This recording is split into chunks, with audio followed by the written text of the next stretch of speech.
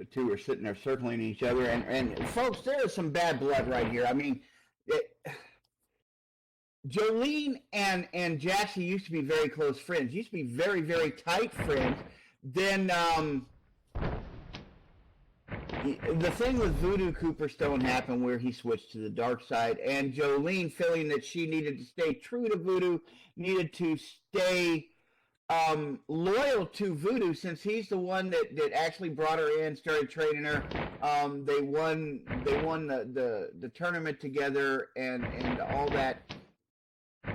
Jolene kind of took that turn with Voodoo. Jolene wants to support Voodoo to show him that she's definitely in his corner no matter what. In doing so, she has kind of alienated her friends. Jaxi Velineux is a bit concerned and a bit upset about this because it's not the Jolene she knows.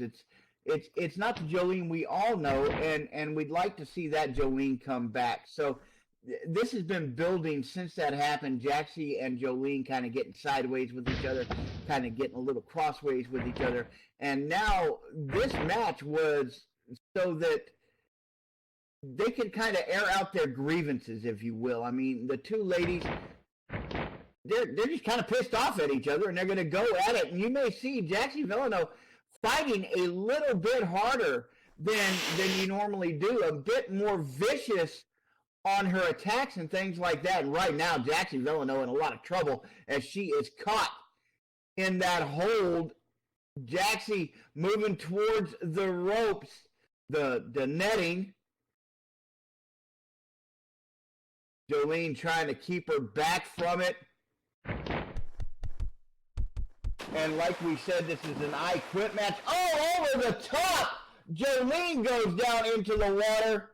Jaxi sending Jolene over the top of the net and down into the water.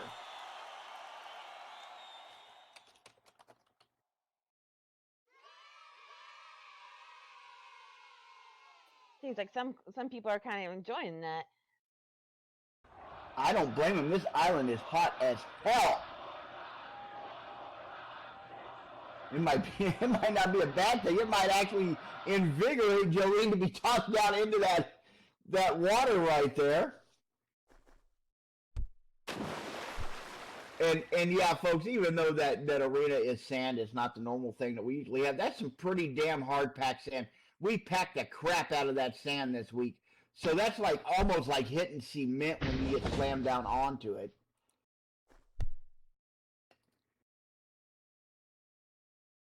Ooh, it looks like Jaxi's got Jolene up against the rocks there. Jolene pushed right up in there. Jaxi's right on top of her. Jaxi, I'm telling you, she's a bit more vicious today. It doesn't look like she's holding back on her. I think Jaxi is truly pissed at Jolene and wants her friend back, and the only way she knows how to do it is maybe slap some common sense back into the silly Jolene. Jaxi driving those knees up into her gut right now as Jolene is slammed up against those rocks. Jaxi pounding into her. Jaxi reaching around, grabbing her in that side headlock. She pulls her off the rocks. And now Jaxi's, all she's wanting Jolene to do is say, I quit. That's it. Jaxi wants Jolene to see that Jaxi cares for her. Jaxi tossing Jolene back in there. Jaxi going up to the top of the net. Jaxi comes flying off. Huge front flip leg drop as she lands it directly in the middle of Jolene's sternum. Wow, that was a high-flying maneuver right there. Jaxi Velineux showing off those aerial combat abilities as she just flew. Big front flip and landed that right across Jolene's chest. Jolene trying to crawl away, trying to get her breath back. Jolene swearing that she's not quitting Jaxi. That's all she wants to hear. Jaxi following after. Jolene up quickly, boot to the face. Down goes Jaxi. Oh, Jolene grabbing Jaxi by the back of the head, slamming her face right down into her knee. Jaxi right back down. And since this whole thing happened with Voodoo, we've seen Jolene turn to a more aggressive, more violent, more brutal style of wrestling than she used to do. Jolene bouncing off that net, drop kick, Jaxi down one more time onto that hard packed sand. Jolene has become more damaging in her wrestling. The moves she chooses to do, the attacks she chooses to make, are made more for doing a lot of damage than they are for actually trying to get a win. It's like she's out to hurt whoever she's in there against. Jaxi pulled out of that corner, nice sunset flip by Jolene McKenzie. Of course, there is no pin here, folks. This is all straight up, I quit. And until somebody says that, these two are going to keep going at each other, beating the crap out of each other. Jolene McKenzie sending Jaxi flying into the corner. Jaxi slamming up against that wooden post that's in there. Obviously, no turnbuckles here. This is, a makeshift ring that they had to make. And Jolene coming back again. Nice sunset flip one more time as Jaxi goes flying. Well, and Jolene learned this technique from Voodoo, right? This is like a Voodoo special going on here. Right, she is going from corner to corner. She is slamming her in there, pounding her into the corner, and then bringing her back out in the most damaging way possible. One of the things Voodoo Cooperstone used to do, he used to like to take his opponents corner to corner, I guess going around the world kind of thing, and beating his ass in every part of the ring. Now Jaxi sent flying across right there. Jolene falling right back in, slamming into Jaxi.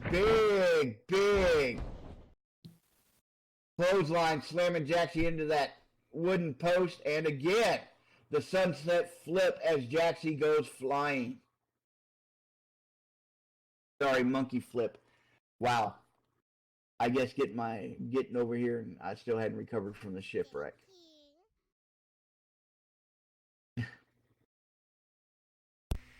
What, are we supposed to sit right back and hear a tale of a fateful trip? It started from a tropic port. Was it aboard that tiny ship that's over there by the rocks? Yeah. The weather was getting rough. I bet that tiny ship was tossed, kind of like Jaxi's getting tossed by Jolene across the ring right now. Figure 4 leg lock.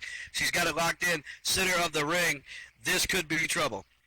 This could be trouble. This is a very painful thing. And of course, there's no disqualification. There's no breaks. There's no nothing like that. It's flat out, I quit. And right now, I'm telling you, I'd quit if somebody put me in this hold. I would quit immediately. Really? Well, that's probably why I'm not in their numbers. I've never been a wrestler. I've always done this. So, yeah, I don't see. I mean, I know you were a wrestler. I'm pretty sure you'd hold out or try to break the hold just like Jaxi did just then. But me, screw that. That looks like it hurt. I quit. I'll be taking the corner off your man card at the end of this match here.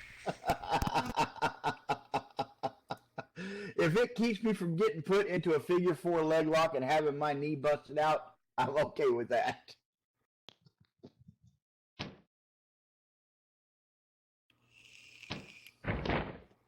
And now Jaxi going back to give a little bit of what for, right back to Jolene. Jaxi with that figure 4 locked in, and again, right in the center of the ring. There's nowhere for Jolene to go. However, Jolene busts that out quick, and now she is brutally on top of Jaxi, just pounding into her. Woo! I think Jolene took a little offense at being put in that figure 4 leg lock. And welcome to the show, Numbers. Good to have you, sir. Well, it is a pleasure for you to be sitting next to me. It probably is. And I'll try to remember that. Jaxi coming out. The swinging Hurricane Rana as she leaped right onto Jolene McKenzie. Jolene not expecting that. Jaxi hitting her with that standing moonsault. And again, Jolene's chest getting pounded by the flying Jaxi Velineux. Jaxi up on the top of the net. She is standing up on top. Looks like she is setting up for something. She comes flying out. Looks like a flying elbow drop again into the chest of Jolene McKenzie. Well, I tell you what, if Jolene's breasts were not natural, they would have been popped by now. What? Hey, What? I'm just saying. What? I'm just saying that, you know, maybe her plastic surgeon would have had some work to do after today.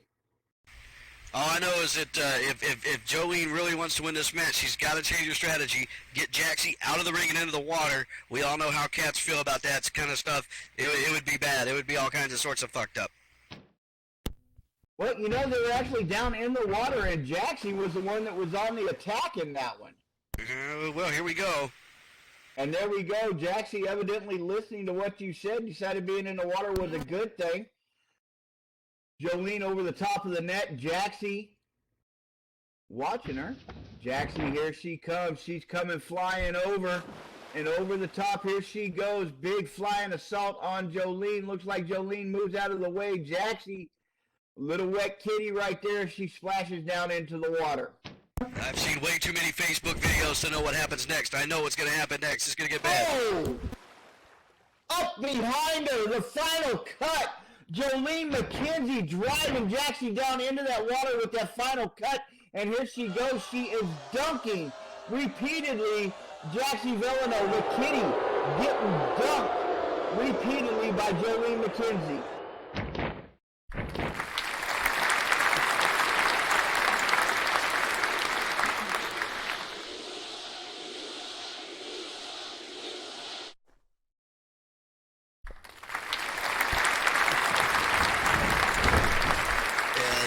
Going old school with that Cobra clutch there. We really haven't seen that on the U since the days of the Iron Sheik.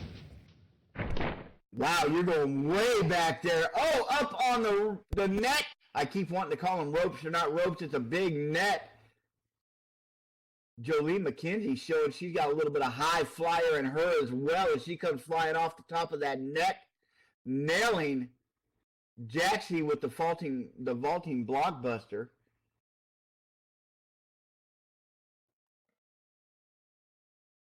Jaxi pushing her off. Jolene backing up. I think she may be sitting there poised, ready. Jaxi slow to get to her feet. She looks a little wobbly. Jolene comes flying off that net. Jolene with a big elbow smash, and down goes Jaxi. But not to be outdone. Jaxi quick leg sweep. Jaxi back up on her feet. Jaxi springing off the net. Jaxi flying. Knee drop again into the chest of Jolene McKenzie. Off the net one more time. Another knee drop. Jolene taking a lot of punishment to the body from Jaxi. And now Jaxi's going in. Looks like she's trying to get the sharpshooter. No. Is she going to get it?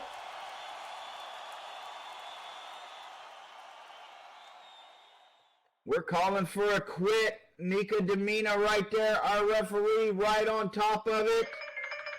And my phone's going to ring. And I don't need to talk to my son. He's just going to ask for money. So. Happy Father's Day, America. Right?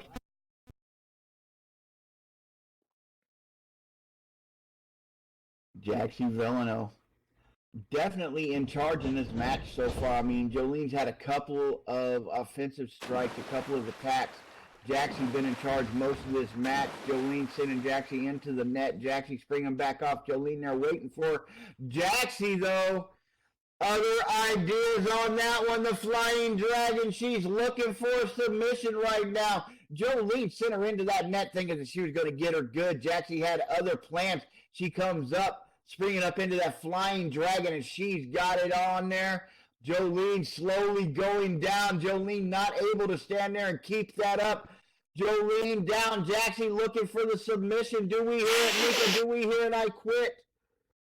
Jolene finally shouting, I quit. Jolene quits. Jolene quits. Jaxi Velineux winning the match, making Jolene Jaxi quit to let go.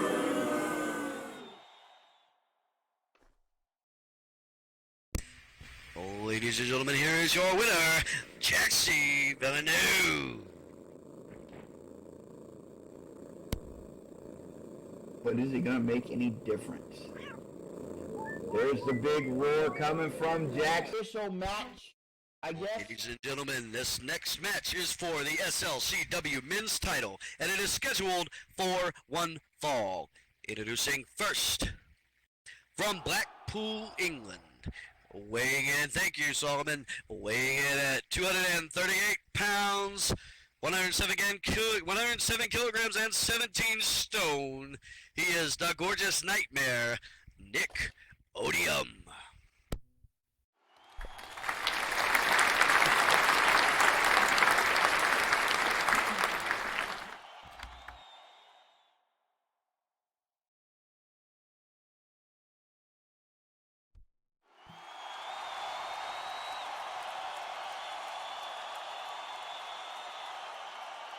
All right, let me try this again. I got my signals crossed. My bad. I screwed up. Blame me. Fire me. Oh, wait. I can't be fired. No, it was the way stuff was set up on my note card that I got it all twisted. Ladies and gentlemen, this next match is scheduled for one fall. It is for the number one contender match, and it is no disqualification. Introducing first, from Brighton, England, she stands at 6 foot tall, weighs 170 pounds. She is the pride of England, Jessica Lionheart.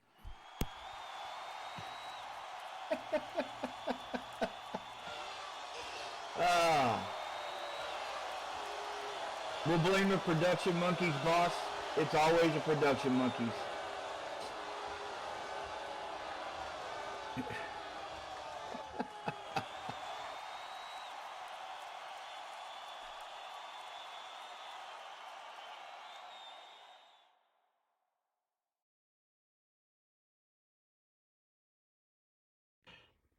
You want me to introduce her opponent, or you got that one too? I got this one too. Damn it. All right. Damn it. All right, because I've been dying to do this all day. I woke up this morning going, I can't wait for this part. And her opponent from Orlando, Florida. That's Some Beach. Weighing in at 130 pounds, standing at 5'6", she is Brooke Owens.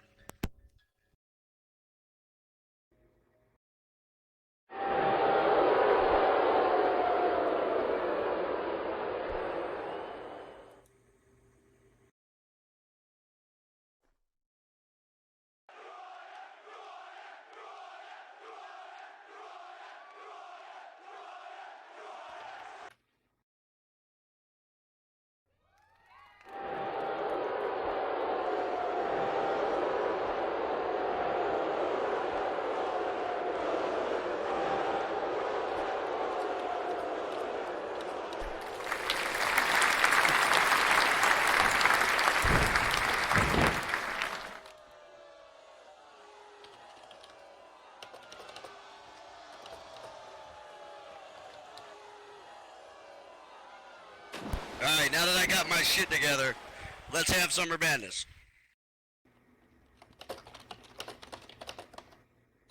All right.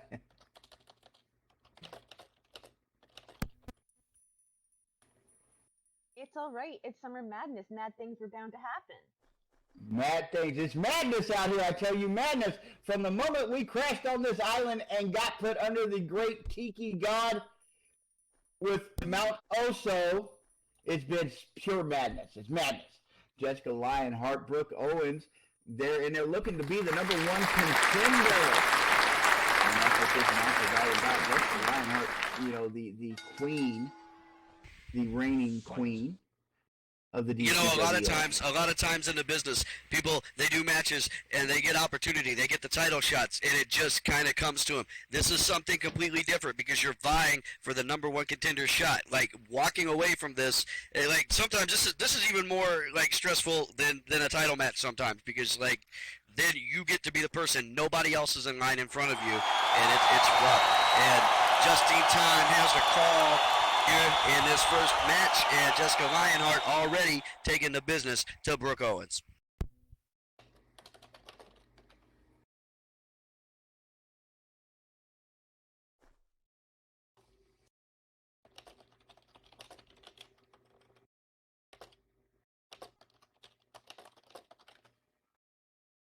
Okay, folks, wow. There is a lot going on out there. Man, people trying to figure out where the hell they are when they come in here and it's a beach. They were looking for a nice resort and we ended up on a lost beach here. Well, we were thinking about doing this at Mar-a-Lago, but realized Dorian's coming in fast and hard. Brooke Owens in a little bit of trouble right here. Jessica Lionheart flexing her muscle, if you will.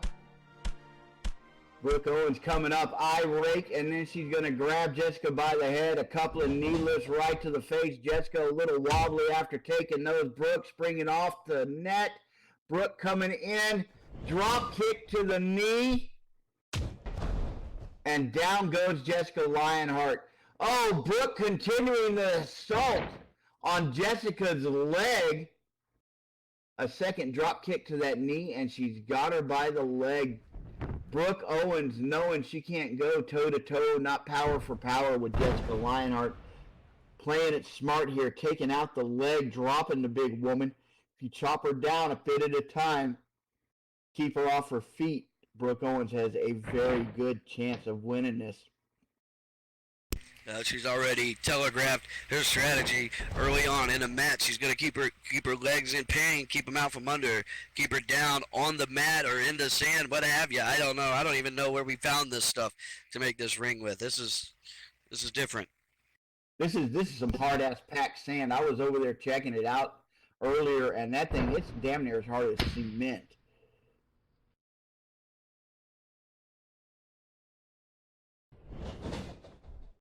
Big Muay Thai spin back kick by Brooke Owens, catching Jessica Lionheart right in the gut, doubling her over. Brooke Owens off the net. Jessica Lionheart catches her as she comes running in, spine buster, and then he just starts pounding on her. Man, I don't know numbers. I got to give the advantage to Brooke. I mean, I know she's not as big as Jessica, but Brooke has been doing this a long time. I think her ring savvy, her veteran knowledge actually gives her a little bit of an advantage over Jessica Lionheart. Well, you also got to remember, Brooke has been gunning. Like the second she came into the DCWF, she went full on. Like I want your ass. First to horses Morrissey, and then pretty much to anybody she gets in the ring with. So as far as a mental advantage, she might have it over Jessica Lionheart. But Jessica Lionheart, wants this just as bad as anybody else in the women's locker room, and they're going to fight for it, and they're going to get a little bit wet doing it. Yeah, they are. And hey, let me remind everybody, Brooke Owens is undefeated still in the DCWF. Brooke Owens is, I mean, it's not like she's been waffling back and forth or anything. She came in to prove a point, and so far she has. Undefeated in the DCWF. She's fighting to keep that streak going right there. Oh, Jessica Lionheart, vertical suplex, slamming Brooke Owens into that wooden barricade or what have you, that frame, dropping her into the water. So yeah, Brooke Owens still, I mean, she's pretty much a badass. She's shown since she got in here that she's a badass and proven that she belongs in the DCWF and belongs fighting against the best of the best. And right now she's getting some of it right here from the incredible Jessica Lionheart. Jessica going for a big slam. She gets caught, the Hurricane Rana, as Brooke brings Jessica Lionheart down.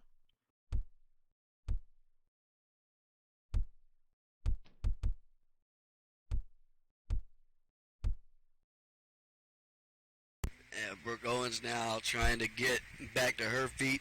Jessica Lionheart trying to get back to her feet. Like, I don't know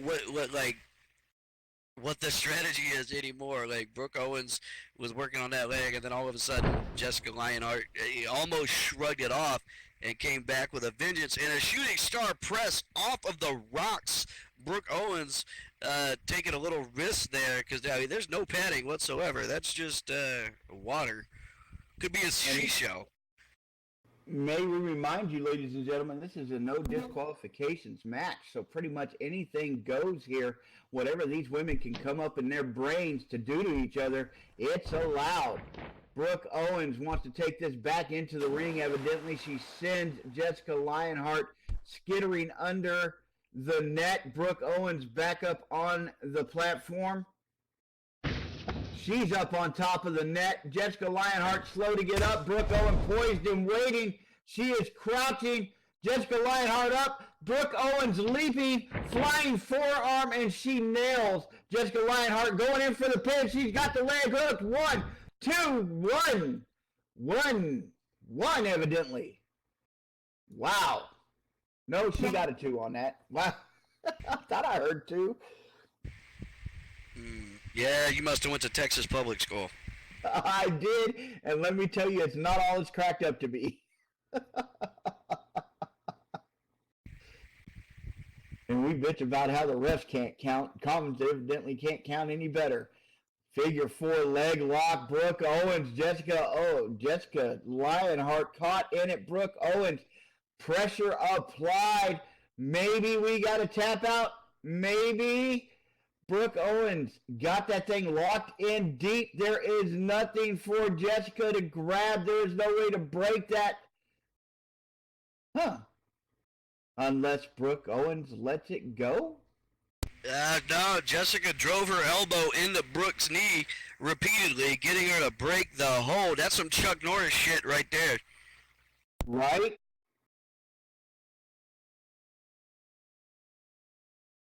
Now both women favoring their legs a little bit. Jessica a little bit more than Brooke, because Brooke has been attacking that leg all day long.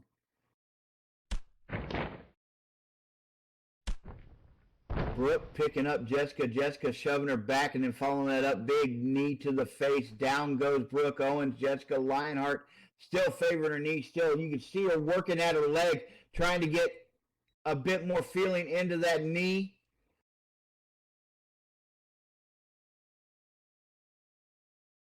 Jessica bending down. She's got Brooke by the head. She picks her up. Oh, she's setting her up.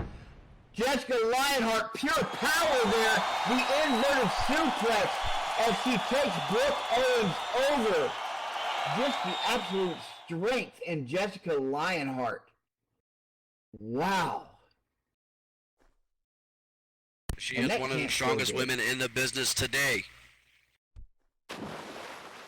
I mean, that's got to hurt your neck, your back, every bit of your body get yanked up. I was like, don't finish that song. Don't finish that song. Yeah, I did not finish that song. I did not finish that song. Oh, the Edge. Oh, medic. That is one of her signatures and one of her big finishers. 1, 2. I actually got to count to 2 that time. We did it. We were successful on the 2 count that time.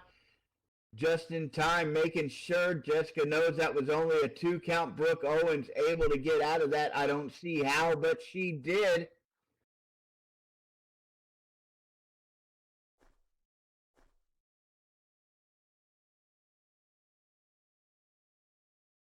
Jessica Lionheart doing the right thing, staying on the attack, not giving Brooke any room to breathe. The STO picks her up and another STO, and now she's just on top of her, pounding her into the sand.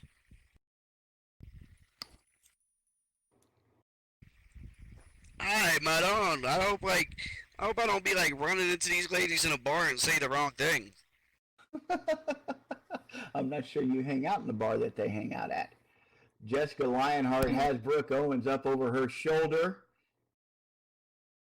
She's got her in that torture rack. Brooke Owens, you can see her face twisted in pain. What?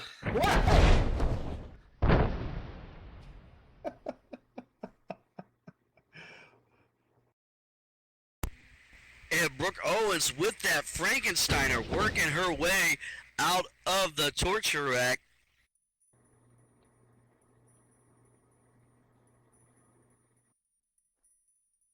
Brooke Owens gets away for a second to catch her breath. Jessica Lionheart feeling on it a little bit, but who knows? This match is no DQ. They're throwing everything they got at each other to be the #1 contender for the DCWF Women's Championship, and right to the place with the low blow kick. To the place, to the yum yum. The yum yum has been abused. What the hell was that? What is going on? Jessica Lionheart, Brooke Owens, they are in a tangle. The Swan's grasp. This is a submission hold by Brooke Owens and Jessica. Oh my God, she's in pain. And Swans are usually so docile and passive. Not the black one, evidently, because she has this nasty thing. It looks like, yes, ladies and gentlemen, Brooke Owens with the Swan's grasp has got a tap out from Jessica Lionheart. And she is now the #1 contender. Who knows when the championship committee is going to book that match, but Brooke Owens has guaranteed herself a spot in infamy and in the annals of DCW Championship. Thank you, Solo. Introducing first from Blackpool, England, weighing in at 238 pounds, 107 kilograms, and 17 stones. He is the gorgeous Nightmare, Nick Odium.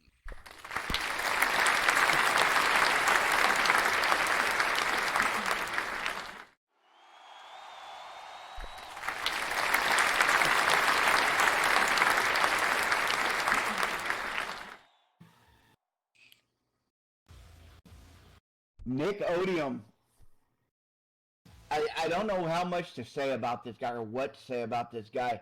Not new to wrestling at all. Not new to wrestling at all, folks. Maybe a little new to DCWF, but he's definitely not new to wrestling. He is a sexy nightmare is what he likes to call himself. Other people call him a freak of nature. I guess it's really up to the eye of the beholder on that one. He considers himself the most beautiful man in all of wrestling. Not sure if I agree with that, but then again, I'm not the one laying claim to it. Nick Odium has an extensive background in Taekwondo and loves to bring those kicks into the ring. And his opponent, the two-time and current SLCW Men's Champion from Los Angeles, California, weighing at 236 pounds, he is the man, Michael Tomas. And what a complete contrast in stories we have here. Nick Odium abandoned, an orphan left in a graveyard, who was found by a nun, I think, and raised. Compared to the man Michael Tomas, a rich kid from LA, always had everything handed to him on a silver platter. He has a life of privilege. He is a life of excess, and he lives it daily. Nick Odium having come up an orphan, having to fight for everything he's ever had. Michael Tomas having it given to him his entire life. Felt that wrestling would be the place that he would get the exposure. Everybody could see what a wonderful life he leaves. Sure.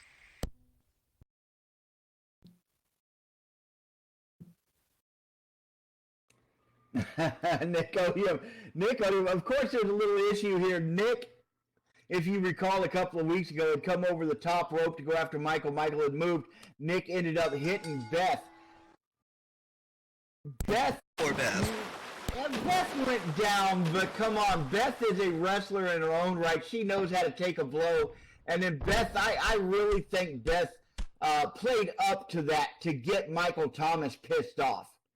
Really, I think is what happened there. Beth played it up a whole lot, because as soon as the bell rung and the match was over and Nick was counted out, Beth popped up like nothing happened, ran to the back like there was no problem whatsoever. I think Beth used a little mind game right there on Michael Tomas, trying to get him riled up, maybe trying to get him to be all, I'm going to fight for her honor or what have you. Nick Odium really has no ill will towards Beth. Nick Odium actually went over there and tried to make sure she was okay, which is how he ended up getting counted out in that match. Well, Michael, very protective of Beth, kind of like a knight in shining armor from a long time ago. Just in time, he'll save the day.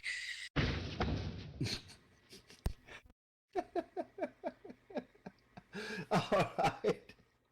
Oh, my co-host is going to start doing all the TV stuff.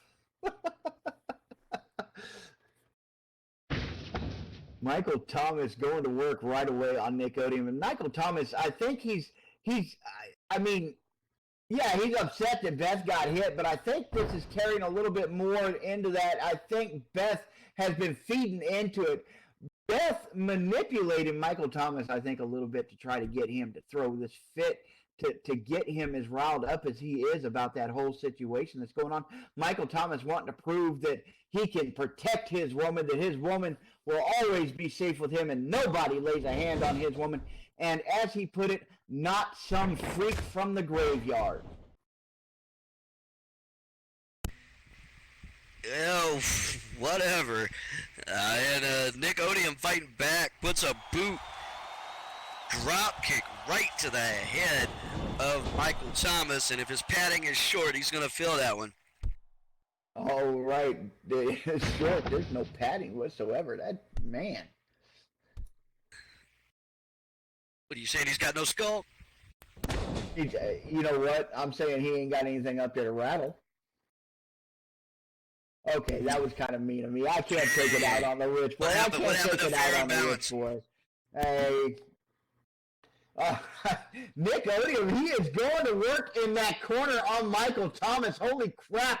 The CCS Enziguri, and before that, he was just wailing on Michael. Michael slumping down into that corner up against that wooden post. Nick, coast to coast, comes flying across. Sliding hell blow, as he likes to call it, and he nails Michael Tomas with that. Michael Tomas rocking. Man, you know what? I may say some bad things about Michael Tomas, and he may not be my favorite person, but I will not ever take away from Michael Thomas's ability in that ring. Michael Tomas is a wrestler, tried and true, folks. I mean, there's no doubt about it. SLCW Men's Champion. He's held that for a reason, and he took it. Big, long feud with Sparky. Maybe I don't like where Michael Tomas came from or how any of that all happened, but the fact is Michael Tomas is a serious threat when he gets in that ring. I don't care about the life or privilege. Michael Tomas has earned his place where he is in that ring. And right now, Nick Odium is going to try to take all that away from him.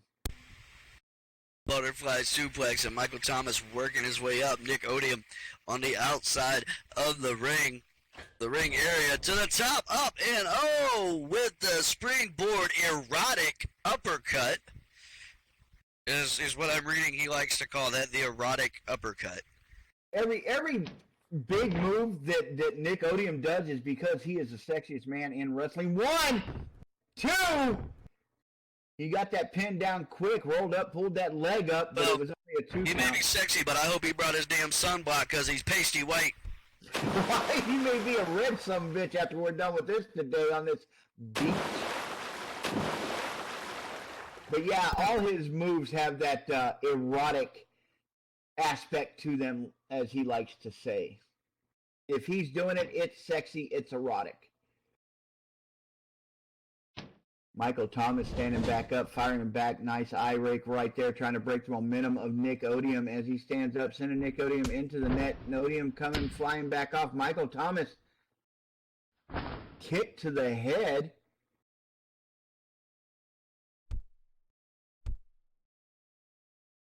Yeah, Michael following it up with the stomps, trying to keep Nick on the ground. Nick Odium has a tendency to be able to just kind of pop up and get some air out of nowhere, whether he hits the ropes or whatever. And Michael Tomas with some air of his own. Lion Salt. Pin attempt. Here it is. 1, 2. Nick Odium gets a shoulder up.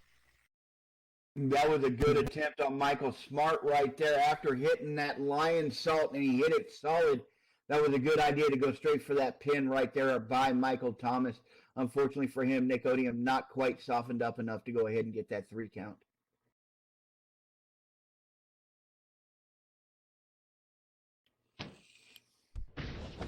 Michael Tomas sending Odium into that corner. Odium slamming up against that wooden post.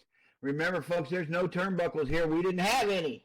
So we did with what we had, and that is a big beam from the ship. So that is solid wood that Nick Odium was slammed up into. Michael Tomas up on the net. Now he is hammering into Nick Odium. 9, 10 blows to the head, and Nick Odium slumps down into the corner. Michael Tomas back across the ring. Here he comes, coast to coast, folks. Is that some sexy solid wood? It might be. Michael Tomas coming in. Looks like he got the face wash, and he nailed Nick Odium with it.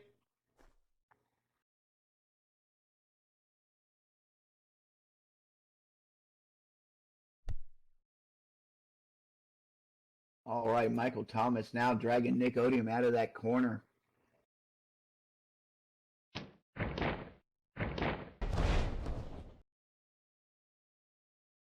Michael, the code red. Michael nails it.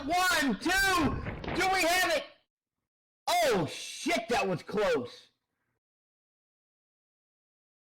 Holy crap, that was close. I thought that was it. Numbers. Well, you were wrong.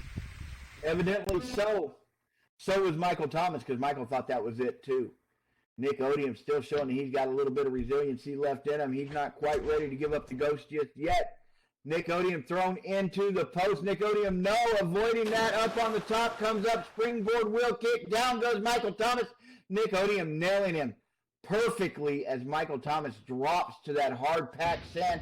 Nick Odium once again showing why he's a high-flying threat. Off of the net, comes flying off, standing. The rebound corkscrew, followed up by the standing corkscrew. He goes for the pin. 1, 2, he's got the leg hook. Could this be it? No. Michael Tomas in the nick of time, able to get it up. Sorry about that sad pun right there. Well, Nick with a couple sexy corkscrews, but not enough to get the money shot, if you understand what I'm saying. Michael Tomas gets his shoulder up.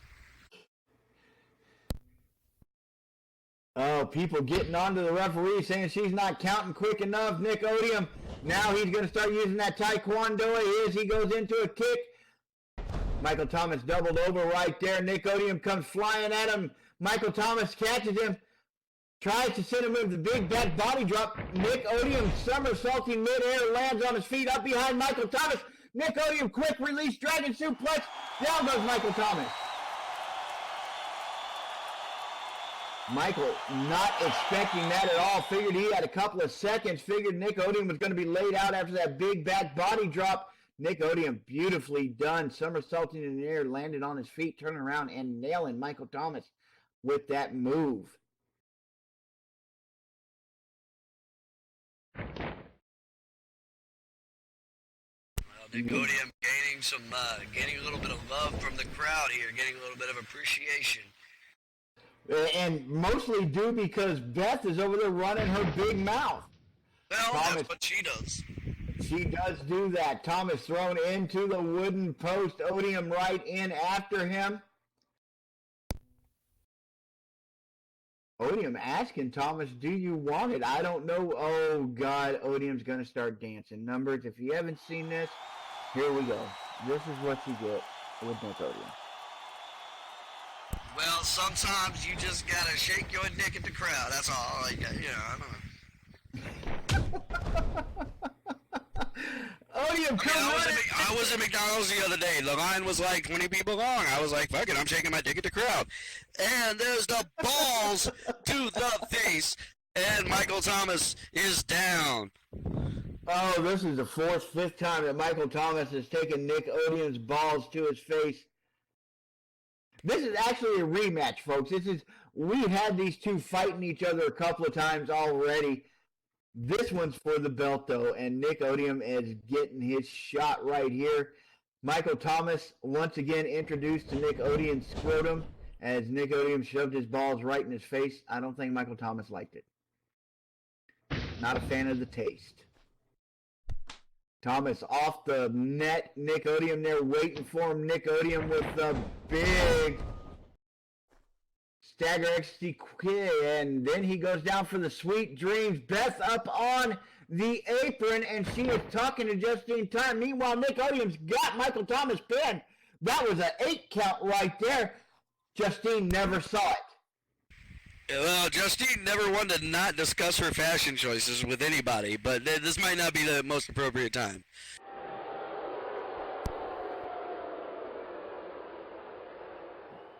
Beth and Justine talking about their bikinis, which obviously are very nice.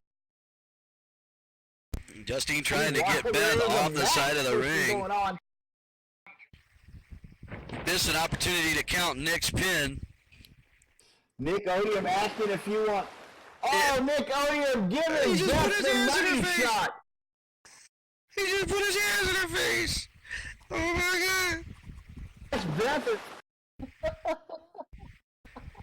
Nick asked Beth if she wanted a money shot. Nick gave her one. Well, he's twerking it, but Michael Tomas on his feet now. Michael Tomas with a shot to the nuts, and they might not be in his face anymore after that. Oh, Michael Tomas DDT right onto that nasty hard pack sand, that destruction DDT. Here we go for the pin. 1, 2, he's got the leg hooked, and 3, ladies and gentlemen, Michael Tomas. Go ahead and announce it. This is yours. Go ahead, boss.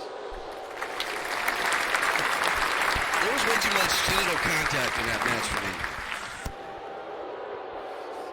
Your winner and still the SLTW Men's Champion, the man, Michael Tomas.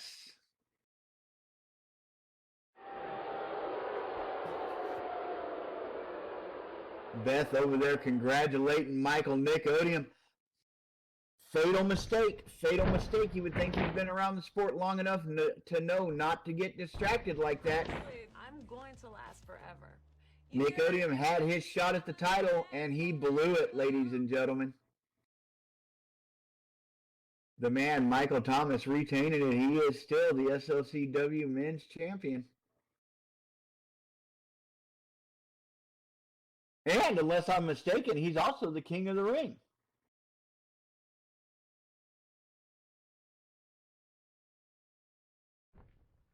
And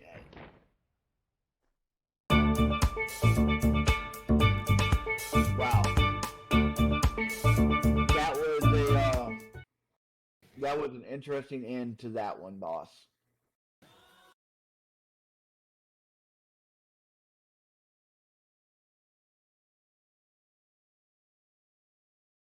Do we actually have to have this next match, numbers?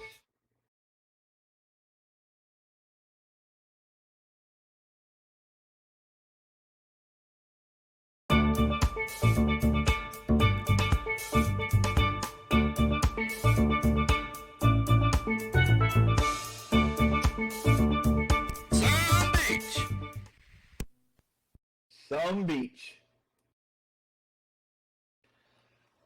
Oh, God. Well, we are 2 matches into DCWF Summer Madness, and I don't have to remind you that with the end of the summer, with Labor Day weekend being here, there's only one thing that's coming up next. My favorite time of year, Daddy, and that is War Games coming up in October. Oh, I bet your skinny ass don't know nothing about War Games.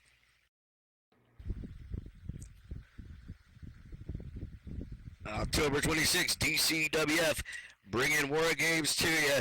You want to stick around for that. We got Summer Madness going on today, and we are about to get into this next match. Fans, are you ready to get into match 3? We ain't even halfway done yet. You're already getting the best quality wrestling in all of Second Life.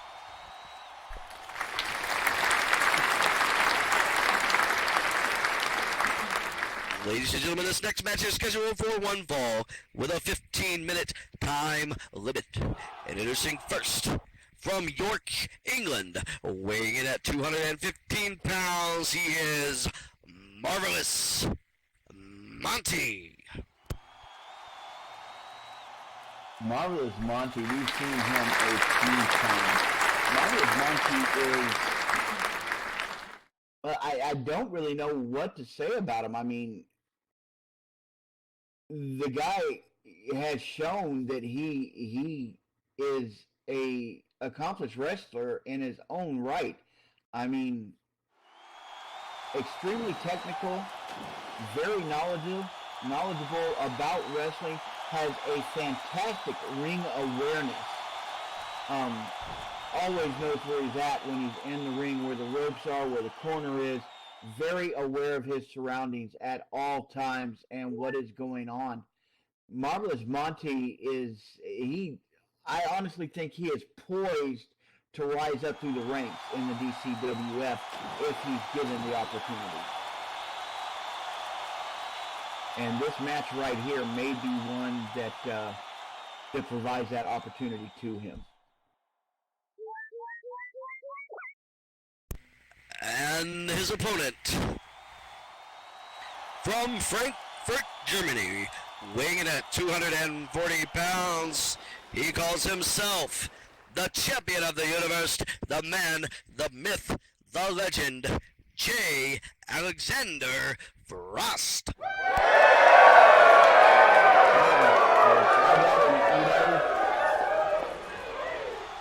Personal feelings about J. Alexander aside, J. Alexander is actually a devastating presence in the ring. Very, very good at wrestling. I mean, he really is. He's not taking it away from him at all. He's cocky as fuck. Thinks he's the best. His only when he's in the ring, you can tell at times that he's afraid to put his body on the line. There are times where he will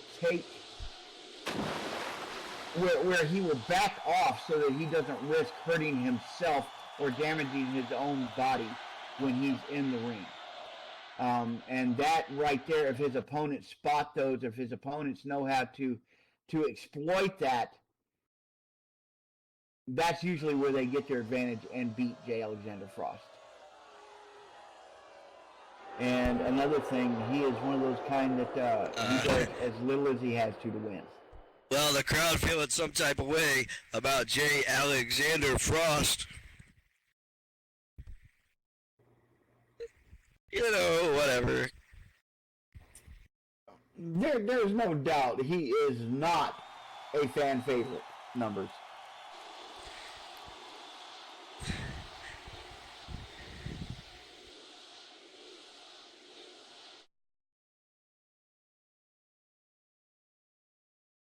You know, I guess he could come back to me and talk about how great he is when his country figures out how to win a world war. They're 0-2 right now. Okay, a little bit about Jay. He's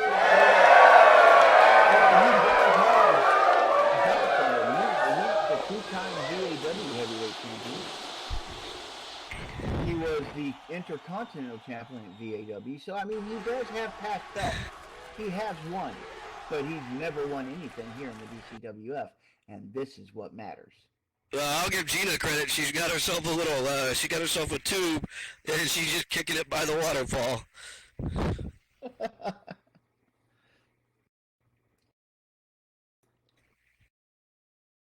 All right, now that we've taken up half of the 15 minutes to get to Jay's entrance.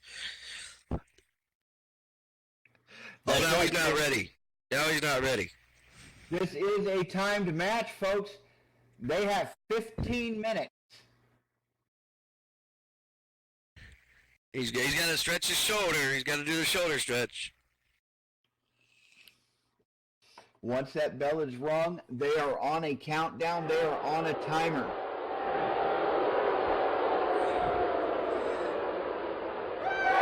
And they both know it. So if you don't think that puts a whole lot of extra pressure on them inside the ring, both these men know they have a very short period of time to get this done, to win this.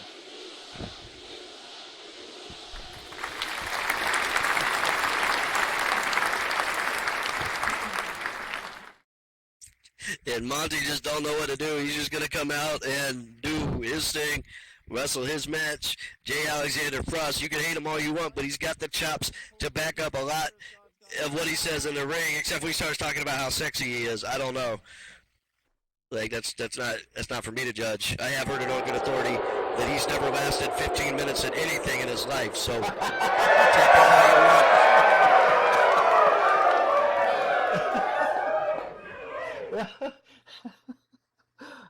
Gina, I'm sorry.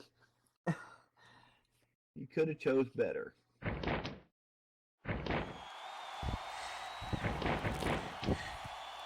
The two men locked up in the center of the ring right now. Immediately, Marvelous Monty moves into a wrist lock. A little bit of work on that arm. J. Alexander Frost, nice acrobat. Escape right there and down Marvelous Monty with the wrist lock takedown. And now the two men back up quickly, locked up once again. Monty getting right back up, though, working in there with that hammerlock. Good technical start to this match. Professional wrestling, as at its finest. You know, I'm a huge fan of like great technical matches. I love the big moves. I love the high flying moves. But I really love the holes in the things that make wrestling. You remember a couple thousand years ago when men in diapers used to wrestle each other in the Coliseum? That's what I'm talking about.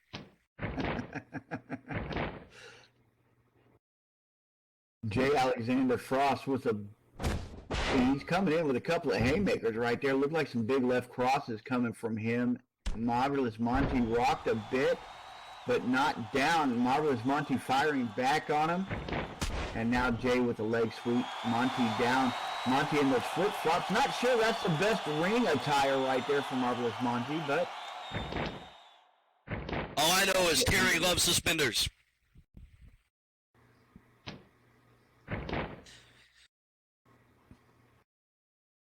Shoved down by Jay. Jay over to the corner, and Jay's going to come over here.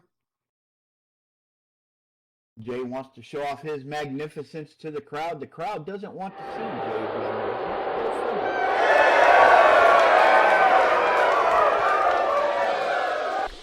Master of the Universe.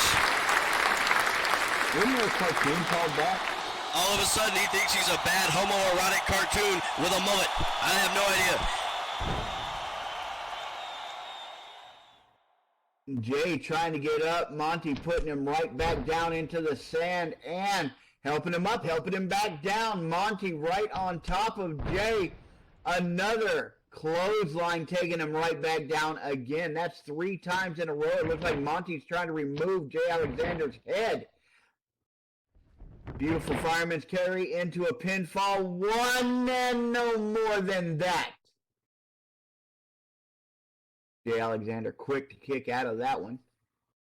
You know, Masters of the Universe might have been the lowest grossing Dolph Lundgren movie of all time. I would not try and associate myself with that. Didn't that one also have, wasn't it Jack Palance that played Skeletor in that? That was always a creepy sumbitch to me, Jack Palance. Oof. Hold on IMDb, coming up. Over the head, belly to belly suplex.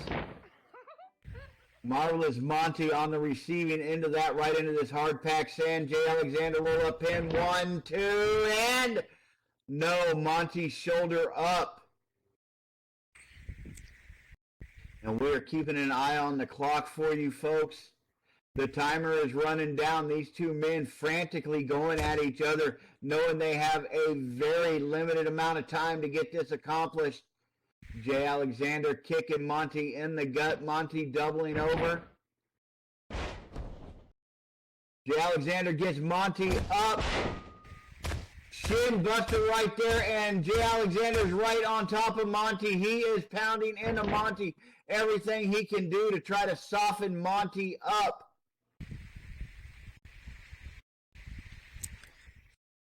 The referee Justine Time, she's not playing today. She's telling people about the closed fist. She's calling everything. She's giving all kinds of warnings.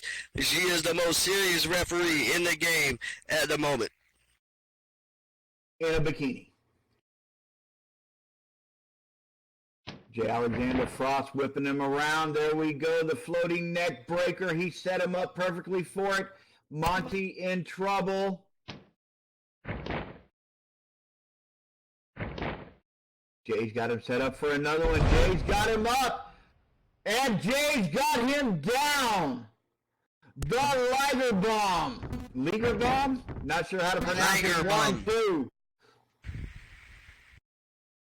And by the way, it was Anthony Frank. No, it's Frank Langella that was Skeletor. Okay, Frank Langella.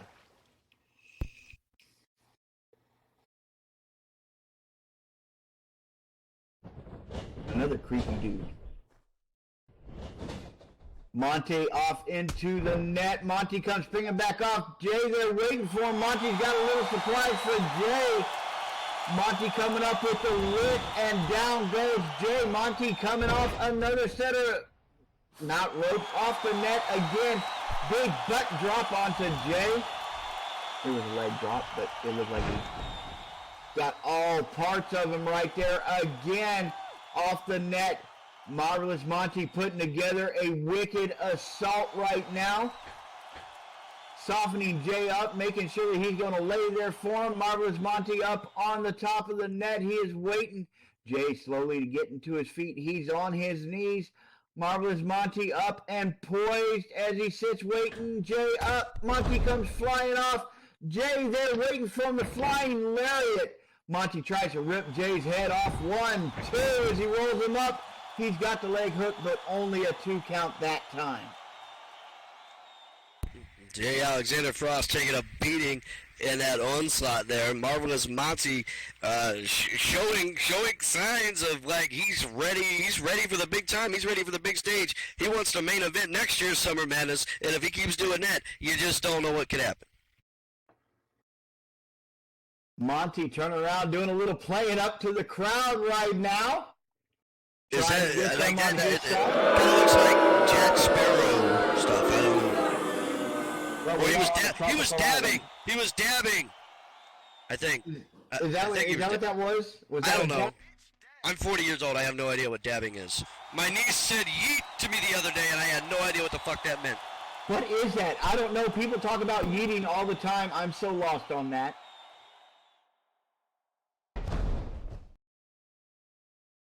No, that's yiffing. I know what yiffing is. Been trying to do that for a while. All right, there we go.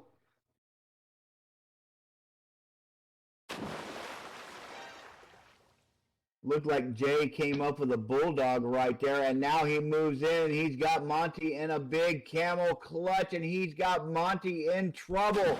Are we going to see a submission right here? Monty in a lot of trouble. That camel clutch, he has got it sunk in deep. Jay sitting on Monty's butt, yanking his back up, pulling on his upper body. He has that back stretched. Jay Alexander telling him to tap out. Monty very calmly saying, no, he's okay.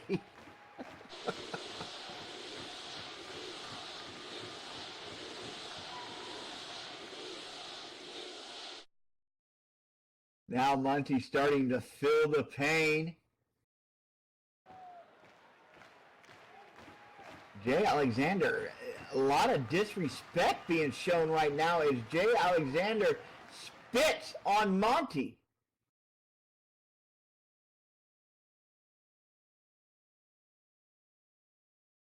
Alexander still has that thing locked in there. Monty's been in there a long time, and Monty's still not willing to give up. Monty's toes digging into the sand, pushing himself forward, getting over to the ropes just in time. Says, okay, we got the ropes. Let go. Meanwhile, Jay Alexander taking all the time he can. He knows he's got to a 5 count, and he pushes it to the limit right there, taking it all the way to 4, doing as much damage as possible before releasing.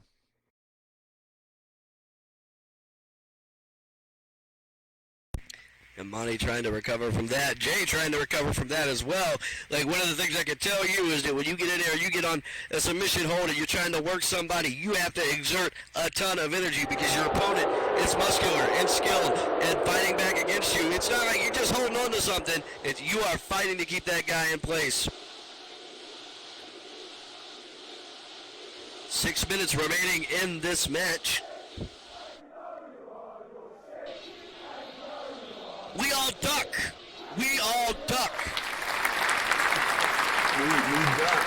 Everybody duck. Everybody do the duck. Is it the disco duck? Put my hands up on my truck. When I duck, you duck, we duck. Now we got the crowd quacking just for Jay. That was Monty driving a fist into Jay. Monty going up on that net. There he goes. He's climbing up. He's on the top of the net right now. He comes flying back down. Fist drop into the gut of Jay Alexander. Jay Alexander doubling up on that. Monty going in. Oh, Monty going in for the hundo. And he gets it locked in. Jay Alexander in trouble. Monty's got that hundo locked in. Are we going to see a submission right here? Jay complaining that Monty's pulling on his tights. Something about his shoes, I don't know. Monty's wanting the submission. Jay Alexander not willing to give it to him.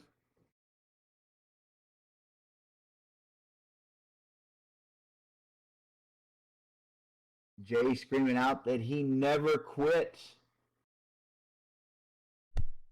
Well, we've already seen 2 matches end by submission today, as it were. So it would not surprise me if the winds didn't blow just right, and Jay Alexander Frost taps to this one right here. Jay Alexander reaching up and pinching Monty's butt. You know what? Any port in a storm, folks. Do what you got to do to win.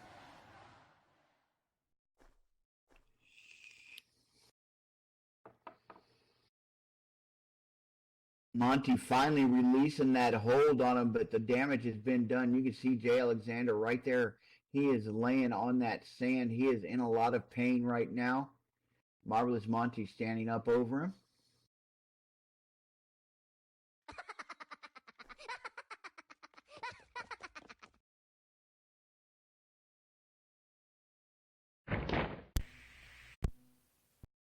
And now they start coming up. Monty, I think, formulated a plan of attack. Jay, I think, is going to go ahead and interrupt that kick to the gut. Then he bends over. He's got Monty up, and there's Jay's signature move.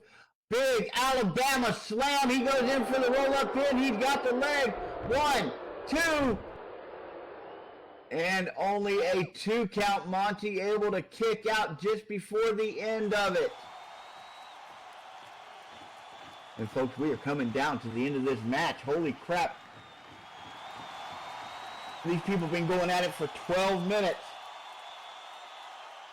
12 minutes of 2 men whipping each other's asses. And it doesn't look like we're any closer to finding a winner yet. Alexander Frost getting frustrated, trying to get Monty to stay down. Alexander Frost whipping Monty into the net.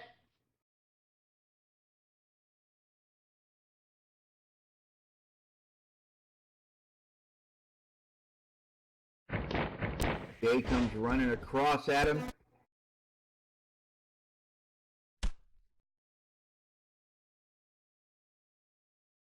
And now he's laying in those chops up against the net there. Those chops, backhands. You can hear him on the other side of the damn island.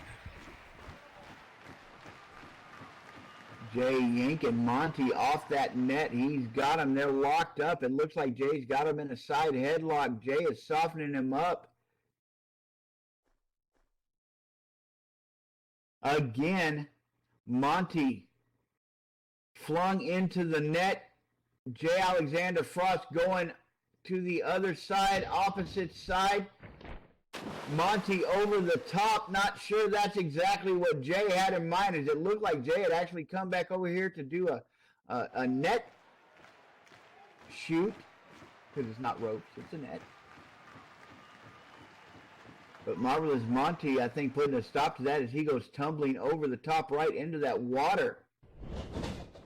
And Jay Alexander Frost coming across hill. He gets a little bit of momentum built up. Out over the top. Monty, big wrist maneuver, doesn't pay off as he goes flying over the top. Suicide dive. Now he's got him, pounding him into that water.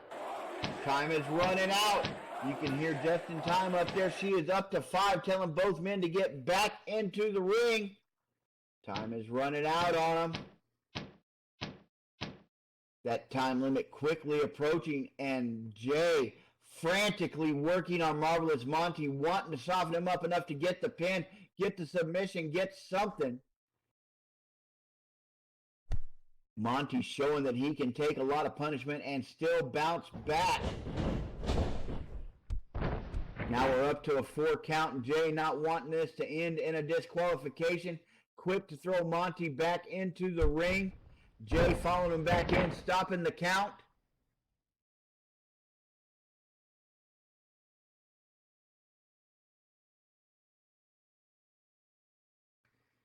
Jay Alexander right there on top of Marvelous Monty. Monty in a lot of pain, a lot of trouble right now, having taken a brutal beating from Jay Alexander after the incredible suicide dive. And here we go. Jay locks in the sleeper. This could be it. Ladies and gentlemen, we could see the end of this match. We are counting down, though. Here we go. How much time do we have left? We're running out. 10, 9, 8. Ladies and gentlemen, can he get the sleeper? Can he make Monty fall before time runs out? Jay's got it locked in. Monty fighting back with everything he's got. 7, 3, 2, 1. Do we hear the bell? We hear the bell. Monty still not out. Jay not able to get the submission, not able to put him to sleep before time runs out. This is a no decision on a 15-minute timed match. And now look, Monty's finally quit fighting. It looks like Jay Alexander Frost has finally got Monty go to sleep, but not before time ran out. Holy crap. But it doesn't matter. It was after the bell. Jay Alexander Frost couldn't get the job done, but guess what? Neither could Monty.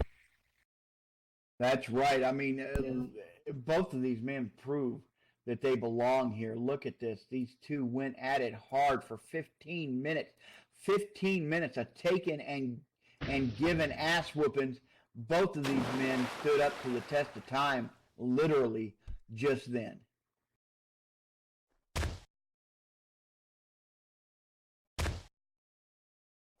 Jay Alexander, Somebody come and bury Monty in the sand. Jay Alexander over there kicking the post. He is so angry, so close, and he couldn't get the win. Jay Alexander Frost throwing a tantrum. I mean, that's what it is. I'm seeing this right here, numbers. This is a freaking tantrum that Jay Alexander Frost is throwing. No, he'll be fine.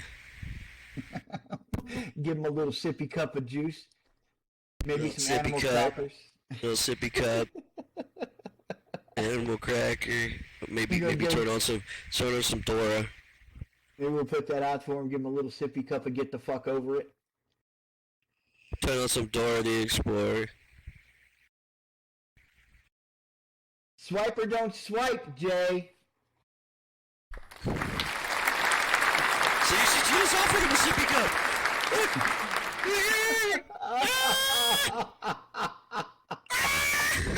There you go, sippy cup and get the fuck over it right there, offered by Gina.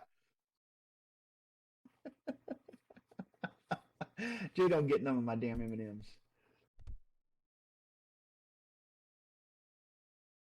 I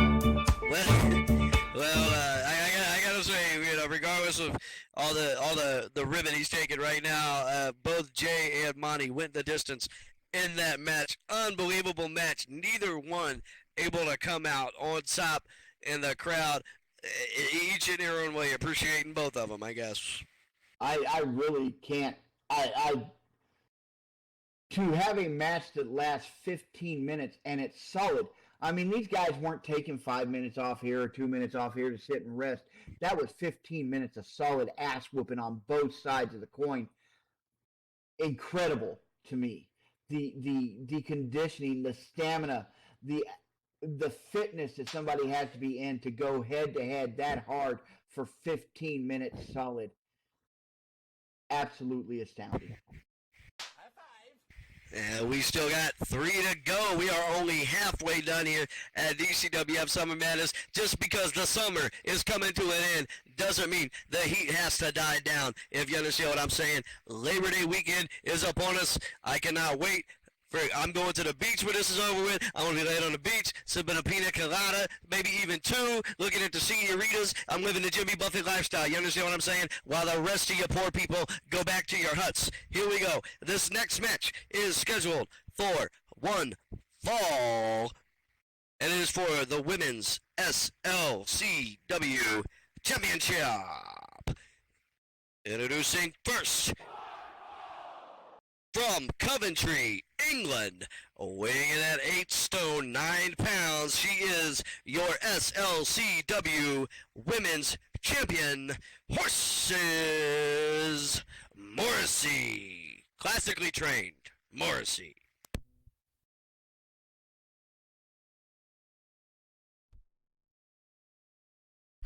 Isn't it the time that Horse Maiden in Animal House when they shot it? Yeah, that's it, right before it died. I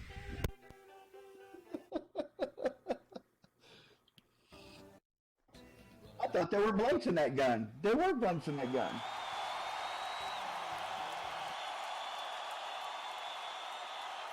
Ladies and gentlemen, Horses Morrissey, we've seen in recent weeks, we don't know, she has had a change of heart. She has flipped her coin. She has come to the light side. However you want to say it, Horses Morrissey, a complete change in traits, in personality, in everything. Horses Morrissey has become a very pleasant, wonderful individual to be around. She is even starting a charity. She's amazing. Horses Morrissey has gone a total 180.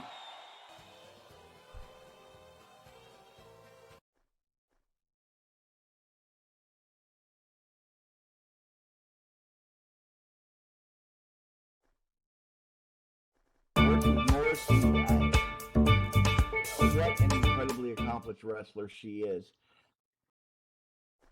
She's been the Second Life Champion Wrestling Women's Champion, Digital Champion Wrestling Federation's Women's Champion twice.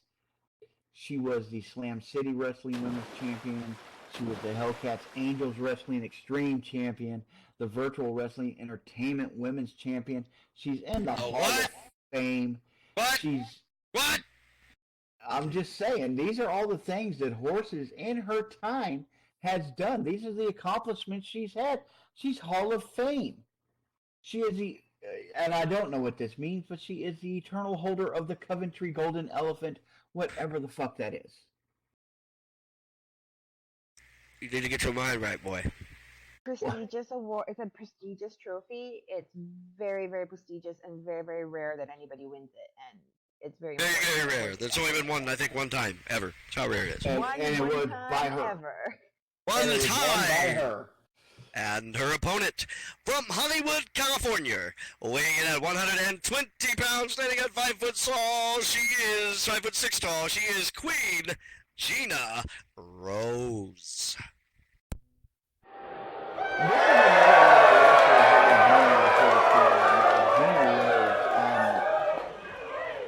She is Hollywood royalty, almost. A semi-famous family in Hollywood, so she considers herself royalty. Got her break into popularity through social media. Proclaimed herself queen, and claims that her family descends from royalty in England.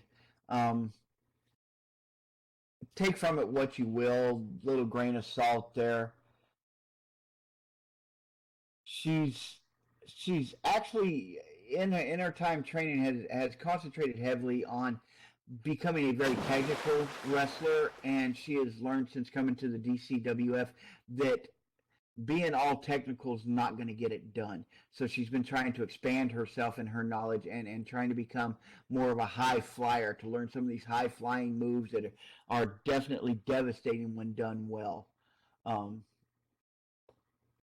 That's kind of a little background on Gina right there for you. Well, Gina looking to really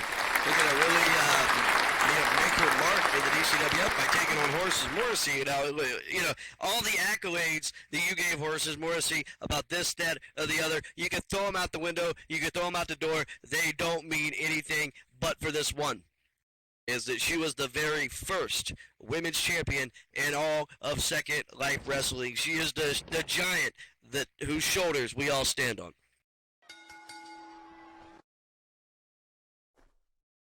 She's been around longer than me, and I was there when God created heaven and earth. Gina Rose right in there with Horses Morrissey right now. The two are locked up in the center of the ring. Horses sending Gina off into the corner. Horses backing up into the corner herself. She comes flying right across. Big corner splash as she slams Gina into that wooden post. Horses not wasting any time as she goes right after her, bringing her back out of there after that big stinger splash. She brings her right out with the snap suplex. And she's a best-selling author. New York Times best-selling author. Horses on Horses. Which, if you've got a forklift, you can go ahead and purchase at the front of our and take home with you. But like I said, you need a forklift. But to be fair, in its first 2 months, everybody thought it was an animal porn book. They were rushing right to Barnes & Nobles to get it.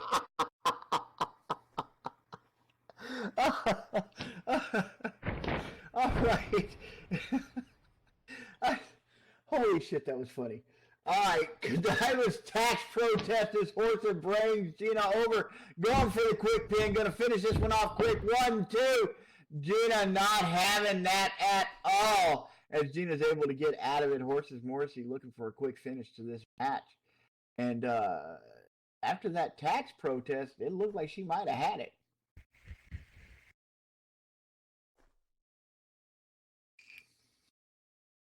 That's right, Solo. 5 out of 5 furries. Disappointed that was not, in fact, a Horses on Horses sex manual.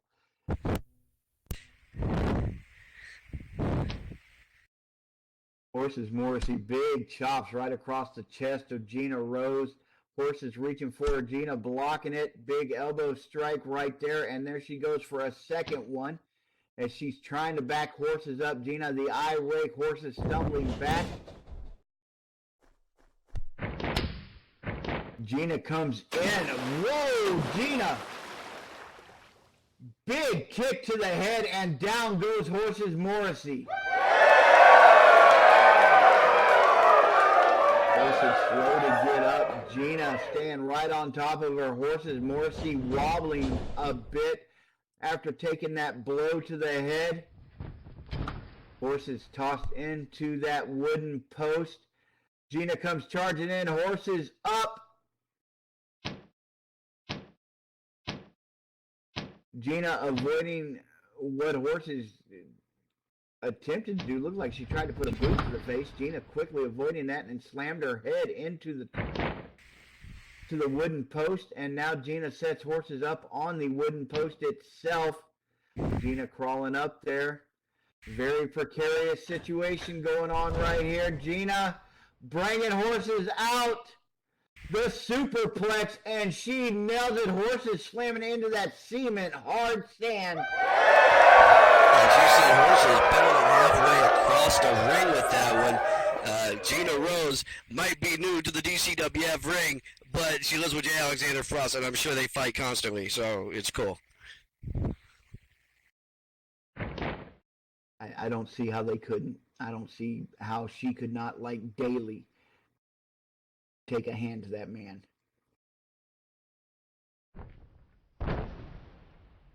Gina, big elbow drop across Horse's chest.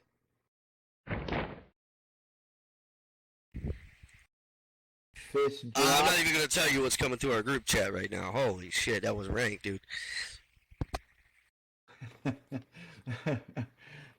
Springing off the net. Gina Rose reaching down. She grabs Horse's leg. She's got it up.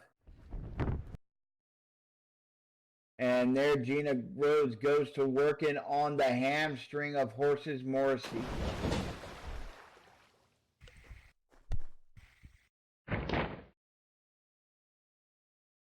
And a splash right into the sand. Gina just throwing the kitchen sink at Horses Morrissey right now, understanding that win or lose, a good showing here against Horses Morrissey is going to raise her stock in the DCWF, and the championship committee will take notice. Look at that, Gina Rose, a little bit of insult to injury as she stands there with a foot on Horses Morrissey, standing there posing for the crowd. Horses Morrissey underfoot. That might not have been the best idea. That was a bit arrogant on Gina Rose's part right there. Horses may take offense.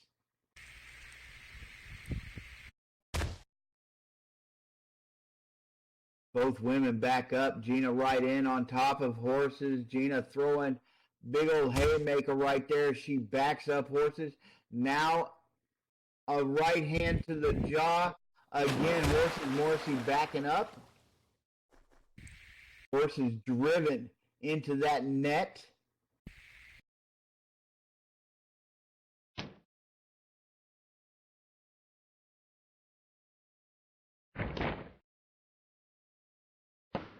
Oh, and sends her on the rope. Pits first. Oh, that is a punished yum-yum just then. Horses Morrissey in a lot of pain.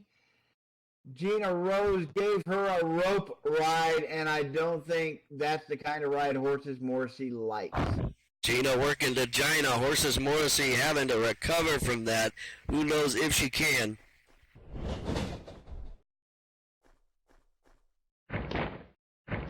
Gina springing off the rope. She comes right in, grabbing up the Hurricane Rana. Down goes Horses Morrissey. Gina Rose showing that she's got a little bit of something for Horses Morrissey. Horses down flat on that packed sand.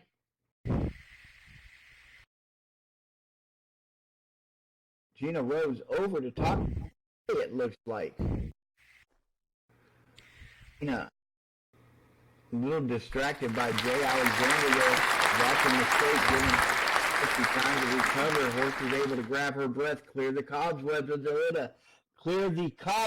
little bit. Jesus Christ, I got to quit looking at all these women. That is the beach, and that is where the bikinis come. Yes, they do. Woo!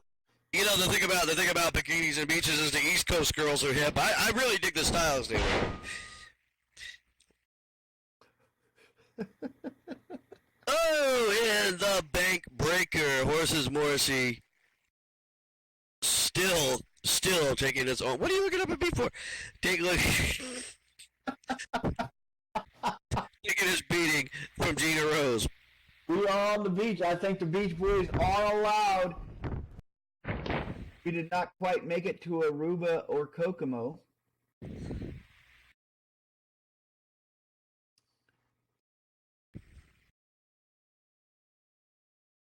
Gina Rose going for that pin, unable to get it. She's going to have to hook the leg. You're not going to get Horses Morrissey down like that.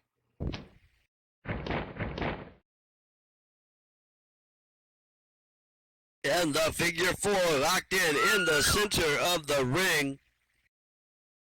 And it is dead center. There is nothing around for Horses Morrissey to grab. Gina Rose has that locked in deep on her. Horses is going to have to figure out how to claw her way to a rope. She's going to figure out how to break this something.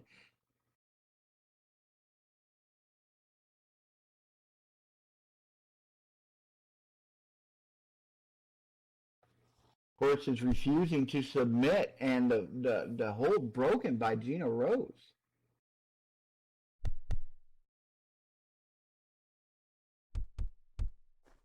Now Gina Rose over there to talk to Jay. Jay up out of his inner tube on. Yes, swim fins on. What has got floaties on? Got a snorkel on. What? I don't. Jesus Christ, this guy. Yeah. The horse is more. He was floating in a fucking floaty. Numbers. Well. The horse is Morrissey off. Oh, and she goes to dive for Gina. Gina ducks out of the way. Horses catches her whole armful of Jay Alexander Frost coming on the way down. Jay Alexander Frost, I guess he needs that stuff now as Horses Morrissey lays him out and puts him under the water. Gina Rose over the top of that net. Looks like she's going to come out after Horses Morrissey. Whale telling him to get back in the ring. Oh, Horses grabbing Gina's ankles, yanking her down. Gina's head bouncing off that wooden thing right there on the, I don't even know what to call it. It's the framework. As she pulls her down and Gina goes under the water. Horses Morrissey standing there. Meanwhile, Rail is trying to keep control of this match, telling the ladies to get back in there. Gina goes right after Horsey, spearing her down, tackling her. Now she's on top of her, and she is beating her up under the water. Horse is slow to get up, sputtering a bit.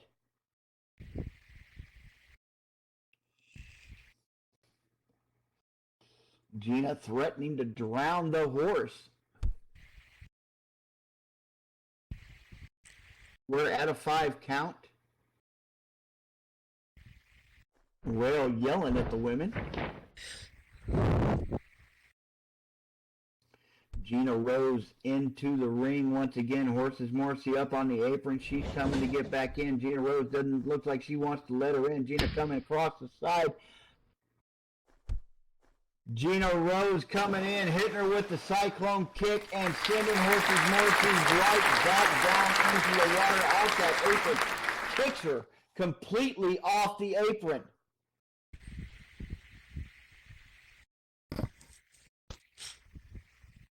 And we got to keep kind of an eye on Jay Alexander. If y'all remember, the last time Gina Rose was in the ring, Jay Alexander had actually slipped her a set of brass knuckles.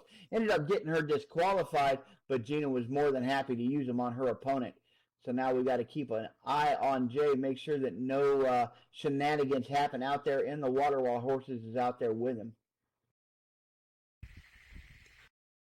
Jay, just so you know, we put some of that chemical in the little poolside here that if you pee, we know about it. That's right. Everything turns blue all around you. Horses Morrissey back up. Gina backing off to let her get back in the ring. Horses back in the ring after that. And now Horses comes right in and stomps on Gina Rose. Horses tosses tosses Gina into the net. Gina comes springing back off of it. Horses there waiting for her. Horses quick takedown, nice arm drag executed by Horses Morrissey. Gina popping right back up though.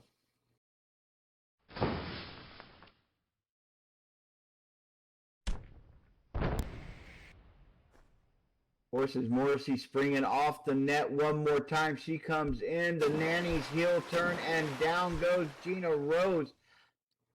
And Horses, folks, I don't know if you've noticed it. If you've been watching wrestling a long time, have watched Horses, Horses is not taking opportunities like she normally does.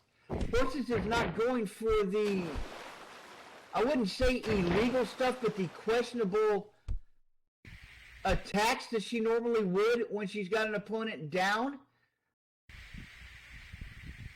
Maybe this is part of her becoming a nicer Horses, where she's not taking advantage of her opponent like she normally would. Now Horses moving into that figure 4, and boy, she's got that dead center in that ring right now.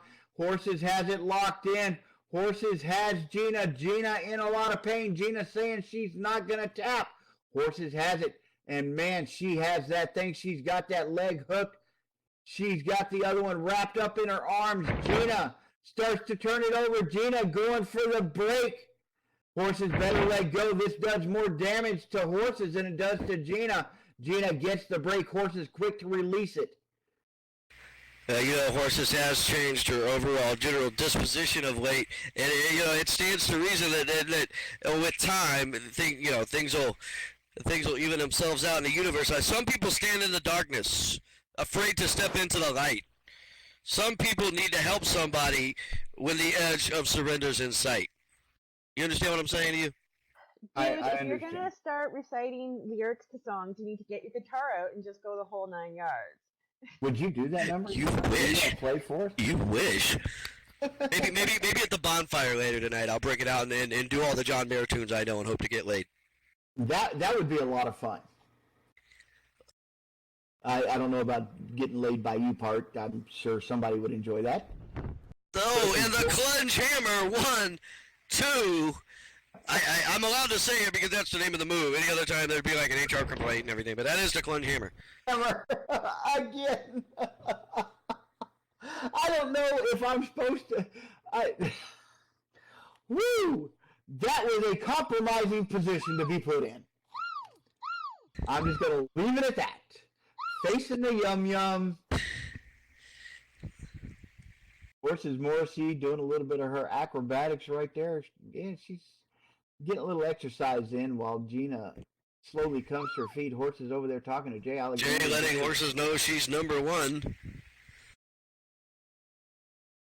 And Jay telling Rail to fuck off, basically. Gina Rose up behind Horses. Horses is sitting there concentrating on Jay Alexander, distracted by him. Gina Rose up behind her. Something nefarious in the works right here. Oh, the roll up from behind. Schoolboy roll up. 1, 2. 2 count only. Horses kicking out of that one. Horses should have known better. She's been on the other end of that business so many times. She should have seen it coming. Right. She knows better than to get distracted. Meanwhile, now the referee's over there trying to talk to Jay. Now the referee's distracted. Horses Morrissey, Gina Rose facing off in the center. Horses Morrissey going in for something. Oh! Nasty mule kick right to the yum-yum. Down goes Horses Morrissey.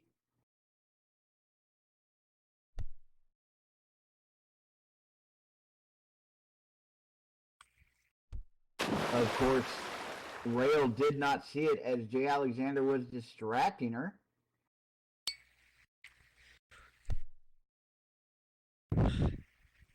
Horses. Well, all things being equal, it's nice to see Jay Alexander taking a bath. He is a rank individual at the best of times. And Gina nails it. I won't go into detail, but we've had a few hygiene complaints.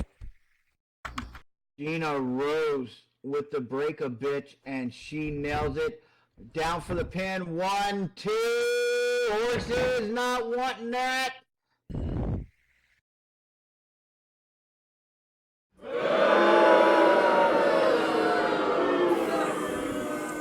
That might have been as close to a 3 count as you're going to get. Rail James very, very focused on the match right now. She tried to keep Jay Alexander down and out of it. Gina Rose has Horses. Horses flung into the net. Horses flung over the top of the net. Gina Rose coming over here. Looks like Jay Alexander's coming over too. Jay Alexander over here where Horses is. Gina Rose out of the ring. She is on the apron now. Horses standing up slowly. With the rocks right behind her, this could be a very dangerous situation. And Jay Alexander Frost is getting as close as he can, but he knows. Oh! And a missile drop kick right into the rocks. No place for Horse's body to go as that missile drop kick nailed her center mass, and Horses was slammed into those rocks.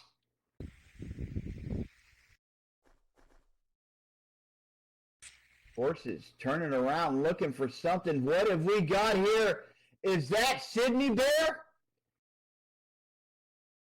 Was that Sydney Bear sitting on the rocks just sunning himself? That bear is known to sometimes be genetically enhanced, if you will. She picks up Sydney Bear. She's got Sydney Bear in her clutches. Gina Rose down there looking up at Horses. Old habits die hard. Meanwhile, Jay Alexander is distracting Rail. Rail not paying attention to what's going on with Horses. Horses coming in. Horses looks like there was a clothesline. It looked like she actually set Sydney Bear down instead of using her. Are we actually seeing a change in Horses Morrissey? Well, maybe, but I would have blamed her if she'd have nailed Jay with the bear. No, you don't get disqualified for that. But I've never seen Horses pick up Sydney Bear and not use her. And that's what I'm saying. And Horses had it. Horses knew Rail was distracted. Horses could have nailed Gina Rose with Sydney Bear. And it looks like she did. And now it's looking like she did. I'm all the way up here. I have trouble seeing 10. Count out. Well, I'll be damned, ladies and gentlemen. Here is your winner, and still SLCW Women's Champion, Horses, classically trained, Morrissey.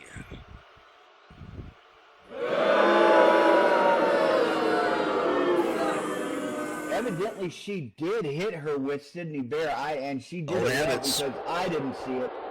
I thought that she just dropped Sydney Bear in the nailed her. Damn, she got sneaky on that one, Numbers.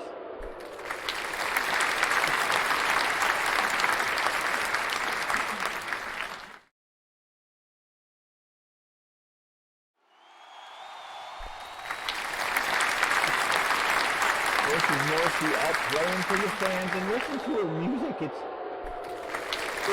happy. It's daytime music. I don't even know what to say about this, man. I am so befuddled by Horses Morrissey at this moment.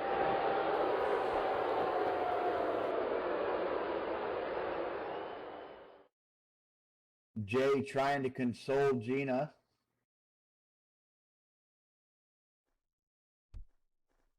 Good job in there, Rail.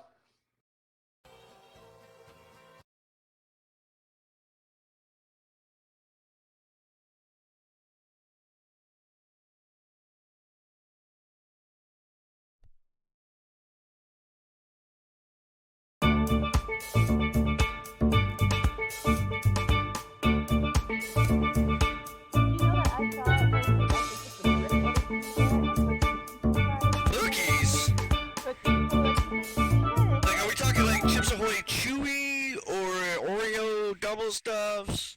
I'm not sure, but I mean, I'm thinking maybe if you want a snack later. They're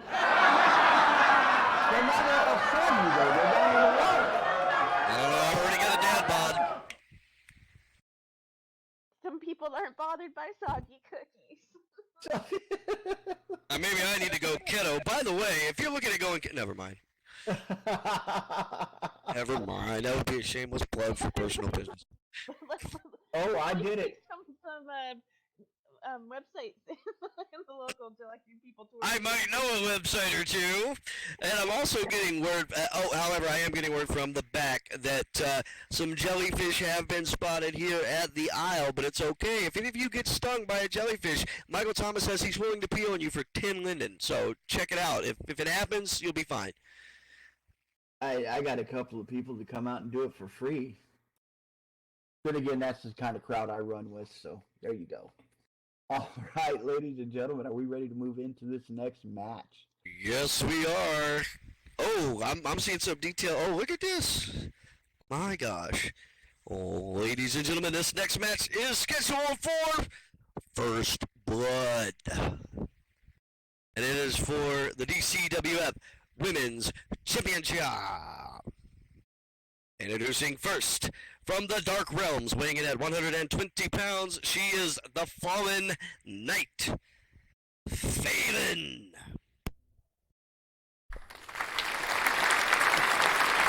This is another of those that has come into the DCWF and tried to make her mark here, and so far she's done a great job. Numbers, did you know that Faylen is still undefeated to this point in the DCWF?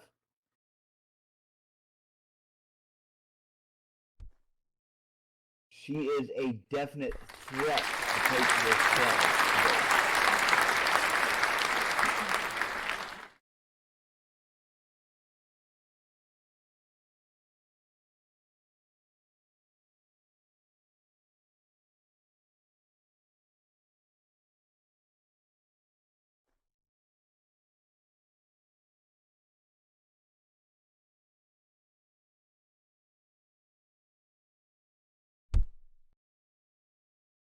Ladies and gentlemen, this match is a first blood match. That means the first one to draw blood from their opponent is the victor.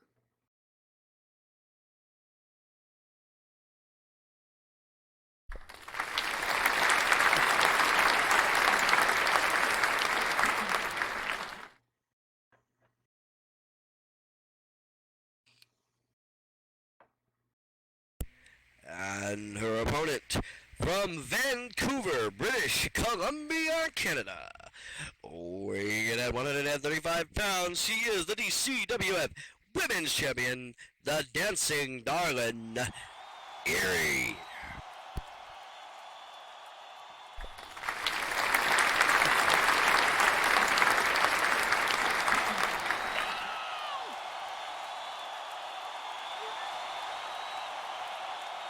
Erie, of course, is one of the crowd favorites now in DCWF. Known for her cookie baking lately, she likes to bring the goodies to the ring, share them with the fans, get everybody involved. As you can see, she loves the dancing. She gets out there high energy, high output right now. You can see the crowd getting in behind her, the crowd dancing with her, everybody singing along. Of course, this is an awesome song to sing to. A little bit of Twisted Sister coming at you. Dee Snider singing up there. Erie into the ring dancing. She's trying to get Faylen to dance with her. Maybe start this match off on a little high note.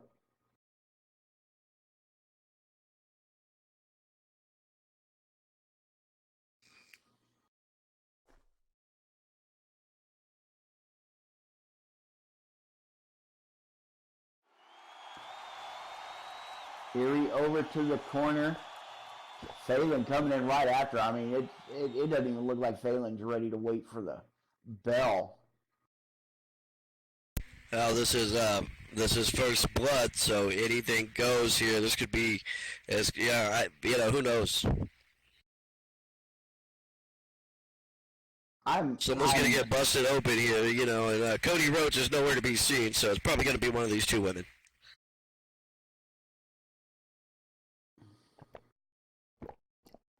Erie just dancing it up right there.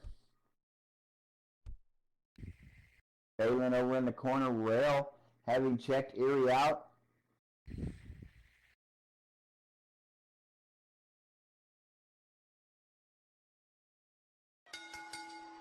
And there we go. We got a call for the bell.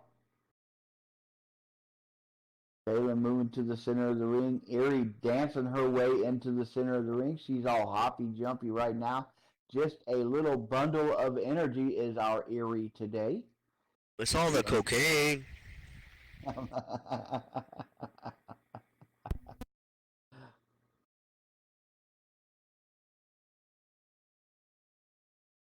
Erie and Faylen slowly circling around each other, just kind of staring at each other, maybe feeling each other out a little bit. little bit of a intimidation tactics going on. I don't think it's going to work for either woman. Erie's been doing this a while. She is a true ring veteran. Faylen, obviously not a stranger to the ring. She's not going to be intimidated by anybody, I don't think. I'm going to stare at you until you bleed. Ooh, Scanners. That was a fucked up movie back in the day, wasn't it?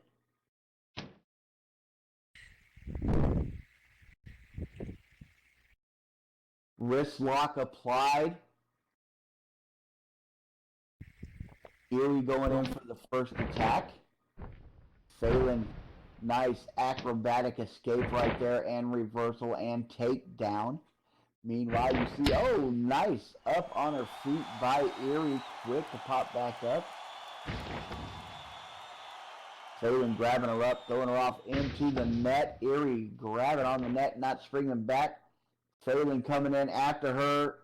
Erie rolling under an attempted clothesline. Then Erie springing back off the net. Faylen springing back off the net. Erie turning around right up into it as Faylen nails her with that rebound wheel kick. Down goes Erie. Faylen staying right on top of her. Erie flung into that corner, slammed up against the corner of that wooden post. Faylen backing up so she can get a little charge and run in there. Erie, they're waiting for. That's a little bit of that ring savvy as Faylen comes in. That corner exploder. Faylen caught dead to rights by Erie. Erie, the dancing darling, reaching in there, picking up Faylen. She's got her head. And now grabbing her by the hair. It looks like she is setting her up. Big slam into that post.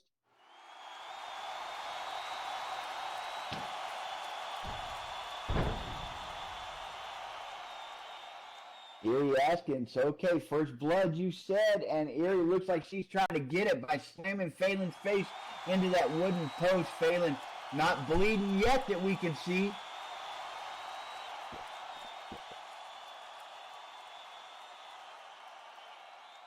Erie asking Rail to get down there and check for blood. Rail not seeing any at this moment.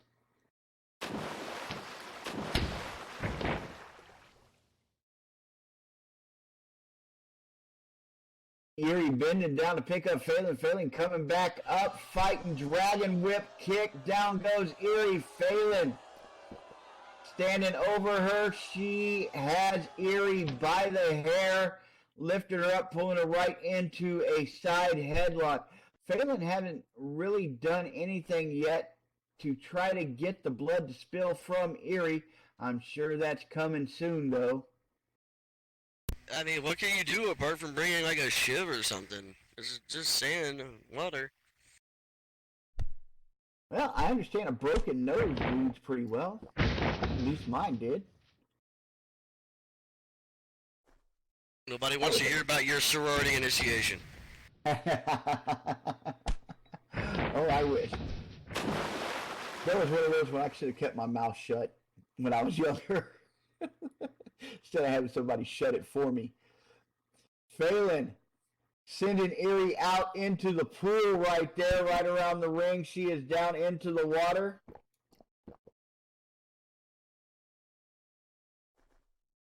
Faylen up on the top of that post. Erie up slowly.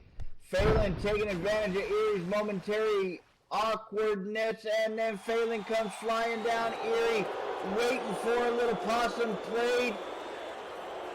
Erie with that bicycle kick, and down goes Faylen, caught mid-air. Erie's not playing around in this match. Couple of big blows by Erie. The dancing darling showing a little bit of her vicious side as she is just pounding on Faylen, driving her back in that pool. She sends Faylen off into that little border right there. Faylen slammed up against that wood rail. And Erie comes flying right at her, the flying forearm as she nails Faylen, knocking her out of the pool off into the fans area.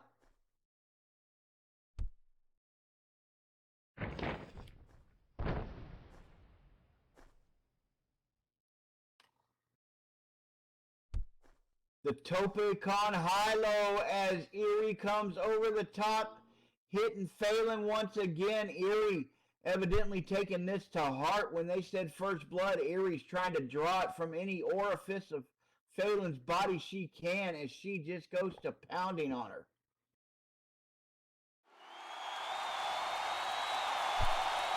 Erie up behind her, Faylen caught up. Erie's got her by the back of the head.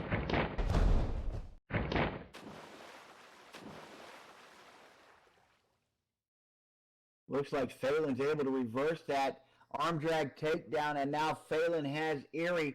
Faylen driving that thigh up into the back of Erie's arm. Got her bent up. Looked like she's going for a dislocation of that shoulder. Erie in a lot of pain. Erie slowly powering herself up, back up to her feet, and now the two women are locked up out there in the fan area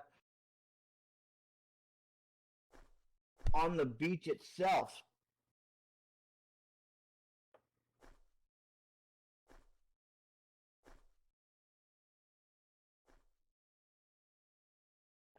Erie and Faylen locked up, pushing back and forth on each other. Erie breaking that. Faylen grabbing Erie, the snap suplex into that barricade right there. Erie slammed into it.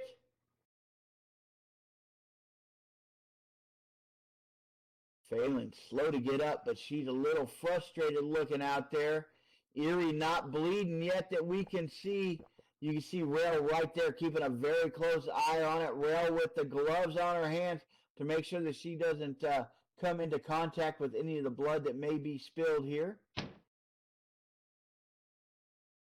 And now the two ladies lock up once again. Erie headbutt to the bridge of the nose, trying to break that nose of Faylen.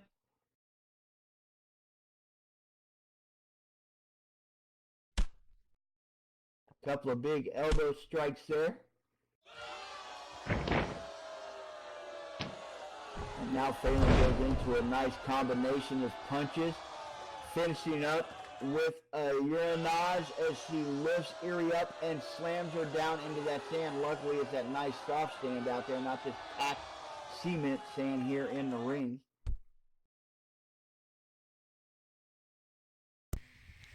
This one is gone. This one could go all over the island. This one might wind up back in the mainland before it's over with, as these two are trying to draw first blood. Monkey flip into the water. Looks like they're heading back towards the ring now, as the punishment just continues and continues and continues. And I have no prediction. I have no idea how this one's going to go. Well, I mean, they're awfully, obviously both accomplished wrestlers, and, you know, with the stipulation that it's first blood, there's no telling what blow may land that may open up a cut, may end up breaking the nose or whatever. So I got nothing for you. I have no predictions. I think the one that gets hit the most and gets hit the hardest is going to end up losing this. Erie going in for one of her signatures as she gets it. Faylen in a lot of pain, laying down in that water as Erie nailed her with that move just then.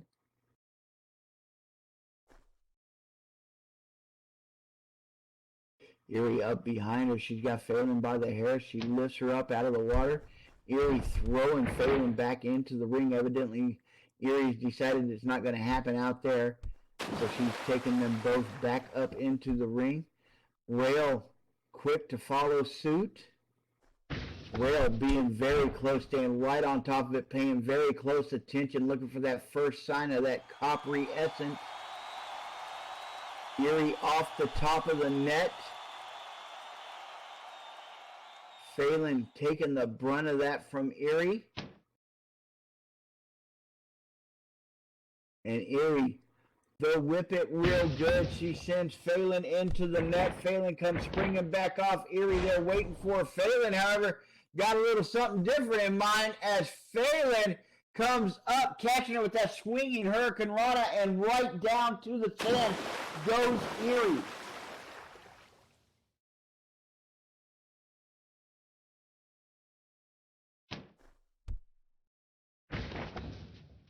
Erie slammed into the corner. Faylen right on top of her. Faylen, nice back elbow. Oh, Faylen goes into the combination there in the corner, finishing up with a boot to the side of the head of Erie. And now Faylen's going to draw that blood. She starts slamming Erie's face into that big wooden post. Erie trying to stop her.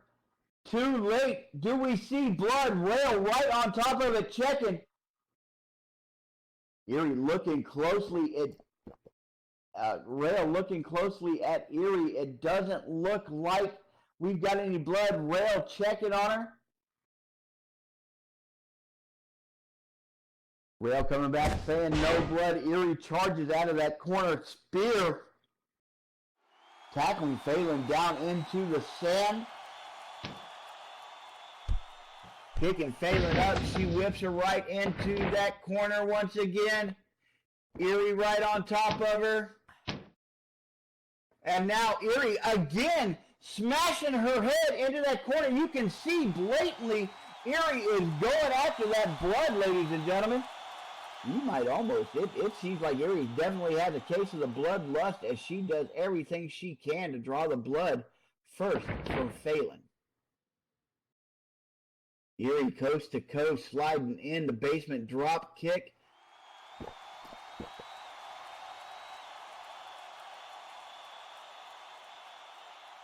Erie asking Rail to check her. Rail's right on top of her.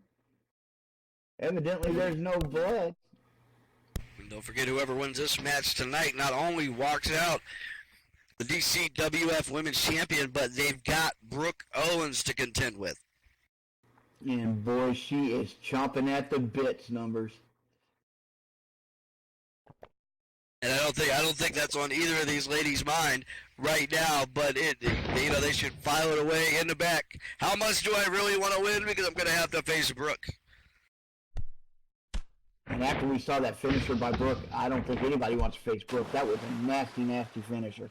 Erie kicking. Nice drop kick over the top of the net. Goes Faylen out onto or into the water. You don't really go onto the water. That's Unless you're on a boat. Actually go in. Or Jesus. Erie comes flying out. Bringing off that top. The vaulting double knee attempt, but no, Faylen catches her in the monkey flip and Erie into the rocks.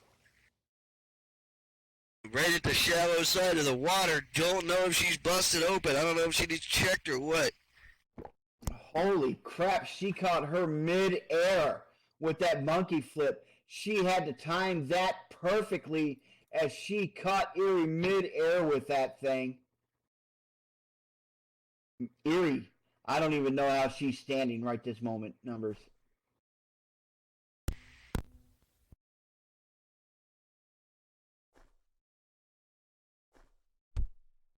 Rail giving an explanation right there. If there had been any blood, it would have appeared in the water, and we don't have any, which is good. We don't need the sharks circling us as well as these wrestlers trying to kill each other.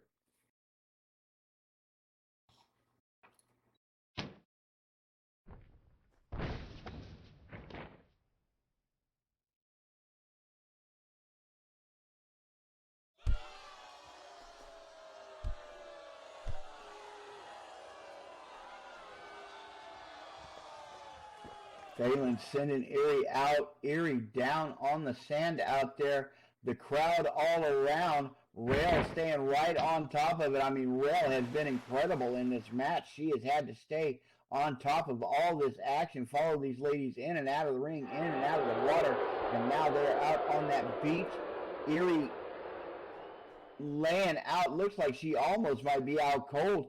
Faylen dragging her by the foot, Erie trying, or not even trying to stop her. I don't know. Now it looks like Erie's starting to come to. Faylen dragging Erie up those stairs. You can hear her head thumping along each step as Faylen drags her up there. Faylen's got her by the foot. Drags her up here with us. Got her over here on this big wooden dock with us. Erie's head slamming against each and every step. It was a thump, thump, thump as she was drug up here. Faylen complaining that Erie needs to lose a little weight. Maybe. Now, if I say something like that, I get in trouble. Yeah, I know. It's probably all the cookies that Erie's been baking lately. Faylen going in to grab her and pick her up. Erie decided, no, no, no. Face buster, and Faylen's down.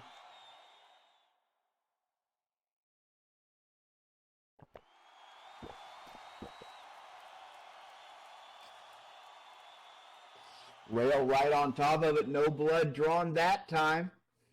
Meanwhile, Kristen's down here. She's trying to stay out of the way. Erie going in for that nasty submission hold, but it doesn't matter. She can get it all she wants. She can do it all she wants. If there's no blood drawn by that submission hold, there's no end of the match. She's rubbing her face in the wood. She's grating the shit out of her dome. Well, right on top of it, checking, telling her there's no blood. Even with all the splinters that may be going right into Faylen's face, there's still no blood coming out.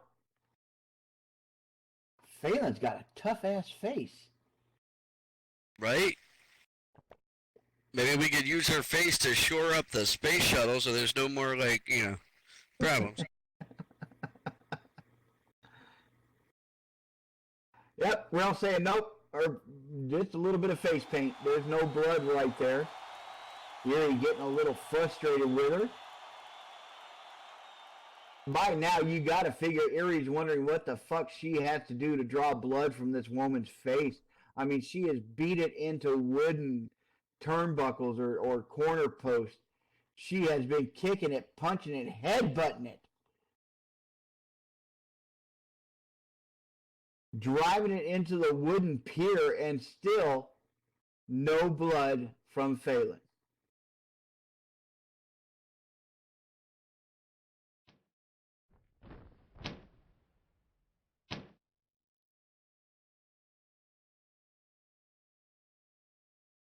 And an eye rake from Faylen. Faylen raking the eyes, grabbing the wrist. Trying to, maybe she's going to, give her a rope burn or something until she bleeds.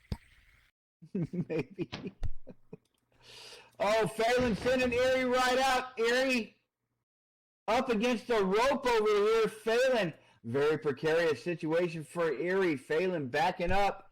Faylen charging in. Faylen coming in with the big leg lariat over the top. Erie goes flying out, bouncing down those rocks. Erie reaching back, grabbing her back, and yes, blood, ladies and gentlemen.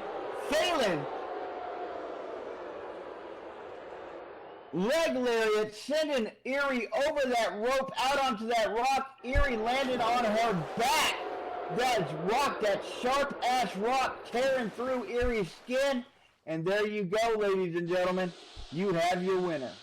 And new DCWF Women's Champion. Absolutely. You want to call Ladies it? and gentlemen, here is your winner and new DCWF Women's Champion, Faylen. The Fallen Knight. And Erie's back is bleeding. I mean, it's not just like a little turtle. She is, whatever she landed on those rocks, may have been barricades, may have been seashells, may have been whatever. May have been whatever was in Sydney Bear that got dropped out. Ladies and gentlemen, this next match is for one fall, and it is for the DCWF Heavyweight Championship of the World. Introducing first the challenger from Broken Bow, Oklahoma, weighing at 379 pounds. He is Voodoo, the Big Bear, Cooperstone.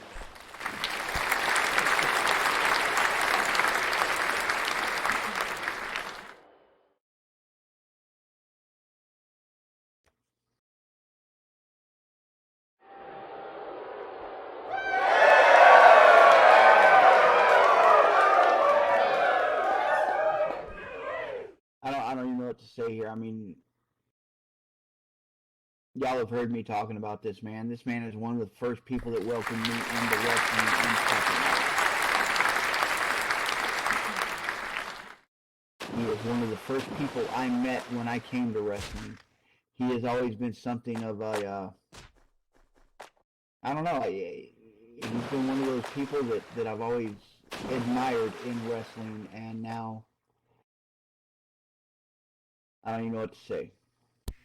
And his opponent from San Rafael, California, weighing in at 359 pounds. He is the DCWF World Heavyweight Champion, James Williams.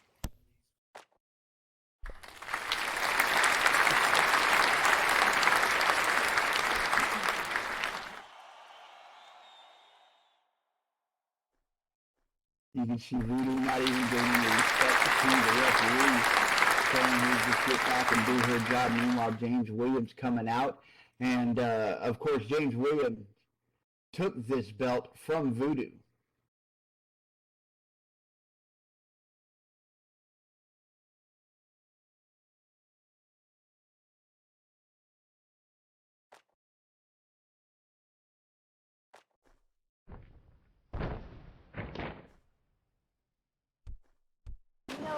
James hasn't been champ for very long, but he sure has defended his belt a whole lot, huh?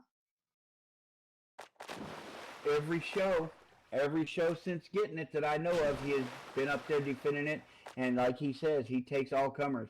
He doesn't discriminate. If you're willing to jump in the ring with him, he's willing to put his title on the line every damn time. I'm excited for this match. Like, I think I was, thinking about this last night, and it's not very often we get to see two big champions like this climb in the ring together. Like Voodoo just came off winning the belt, having a belt and carrying it for the last year, and now James has got it. So they're both kind of in peak top performance. Hold that thought for a moment. Jay, you throw one more goddamn dick and I'm gonna shove it down your throat. That's for the shit you talk to my girlfriend, you fuck ass. The fuck up, sit the fuck down and enjoy the show. Watch Here, two enjoy real the men dick. fight. There, enjoy. It looks like Rail's getting ready to ring the bell here. The fuck up, you Michael Thomas knockoff. Oh, now go and fuck Rail, yourself there, mate. Rail to the ring there and get ready to ring that Come bell. on, big ogre. I think Do you this. check both those guys. And let's get this show rolling. All right, looks like we've got them both in there. And, folks, last week these two actually faced off. And Voodoo got disgusted over something and turned around and walked off and said James wasn't worth it. So this is a little bit of I'm not even going to say a rematch because the first match didn't really come to any kind of conclusion. This is more of a... Yeah, because Voodoo decided that he was that James wasn't good enough to keep going. So I mean, that match really didn't have an ending, did it? No, not at all. I mean, Voodoo walked off up the ramp, leaving. So this could be a continuation of that, maybe? I don't know. Part 2 of that match? But as we see right now, Voodoo wasting absolutely no time as he comes in.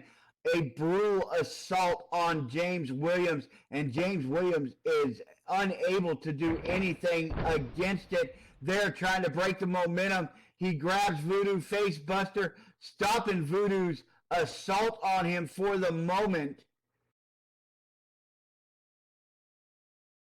These two freaking behemoths going right at it.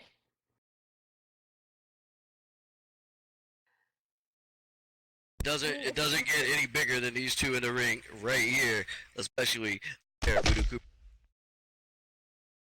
I think Voodoo went for the hibernation a little early, but I think he's also, I think he's hitting extra hard and was wrenching it in a little tighter than he normally would, because he knows he's got to take James down to get that belt back, and I don't think he liked losing that belt to begin with. Voodoo, clothesline from hell. He goes for the pin. One. That's all we're going to get on that one. James Williams not willing to lay down and take that from Voodoo.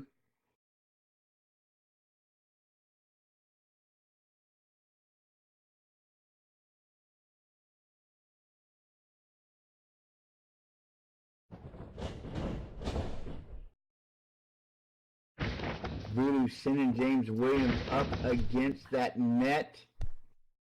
Williams popping back off of it. The two men staring at each other, facing off against each other. And now Voodoo pushing Williams back. Hitting each other. It's insane the way these two are going at it. Two silverback gorillas fighting for dominance here in the DCWF. Voodoo. Vicious attacks in that corner, picking James Williams up, dropping his face onto the corner right there, slamming him down onto that wooden post that we've got there holding up the net.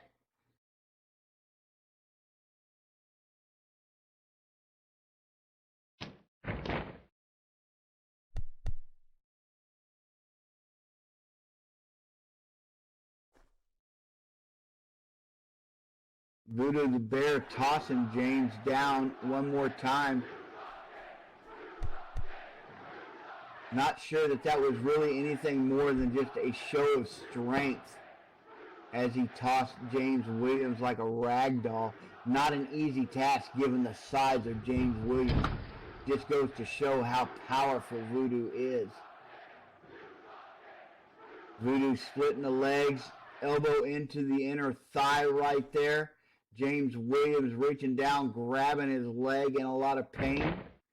And now Voodoo goes for another cover. He's got the leg hooked. 1, 2.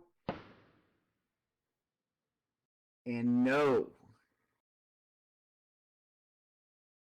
Voodoo complaining that Rail is not counting fast enough. Voodoo unhappy with the referee. Rail not backing down. Rail standing her ground.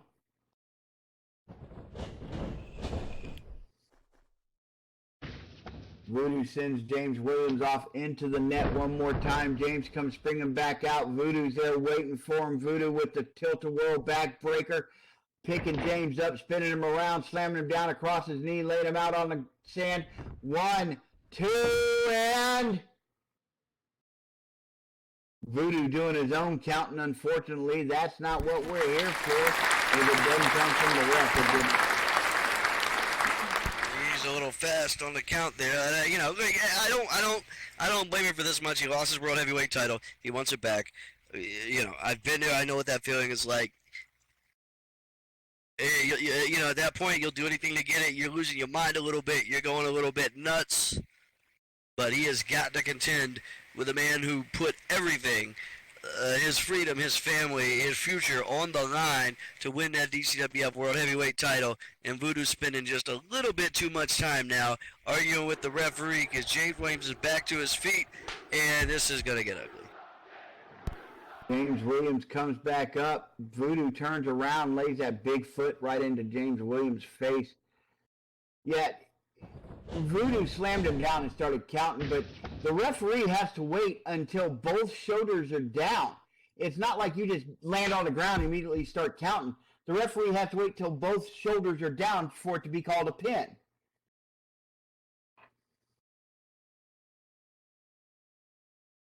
Voodoo On the receiving end of that as James Williams comes fighting back now. James Williams going in for the prison riot, usually one of his finishing moves. But it looked like James, it was an attack of desperation, just enough to get his breath back, to give himself a break. Well, he's been institutionalized. He's a free man now, but he's still thinking prison riot stuff. Well, I tell you what, James Williams, he is our champion, and he is what we consider to be the face of the DCWF at this point. However, do not forget, James Williams was in prison. You don't survive in prison by being soft. You don't survive in prison by fighting fair. There are going to be points where James Williams does slip back into that prison mentality, where maybe he does something that's maybe a little questionable in that ring. And Voodoo Cooperstone, if he thinks what he's up against is just a guy that's going to fight fair and stick to the rules, Voodoo Cooperstone may be in for a rude awakening with James Williams. James tossed into the net by Voodoo. James, what is that? James Williams showing a little bit of that athleticism. Oh my God, the big man got up numbers. He got off the ropes there and just threw his body at Voodoo the Bear Cooperstone, and it paid off for him. Holy crap! Big men don't fly numbers. Your knowledge of big men is none of my concern. And you had to take it their numbers.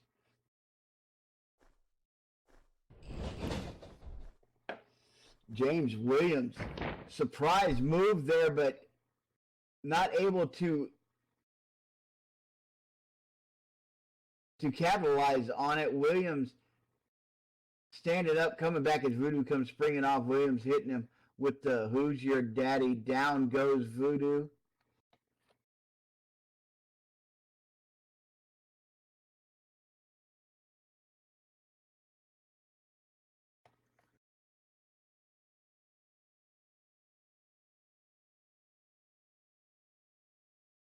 James Williams trying to catch his breath, trying to get back, recover from the assault that Voodoo Cooperstone has given him here.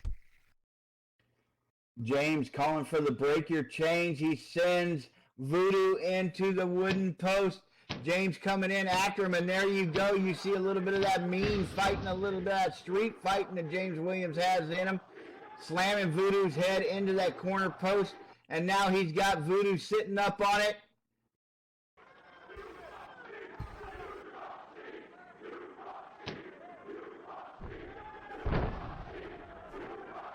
James Williams looked like he went to rack Voodoo the Bear, then drops him down. He goes in for the pin. 1, 2, 3. We got a 3 count that quick, ladies and gentlemen. Ladies and gentlemen, here is your winner and still DCWF World Heavyweight Champion, James Williams.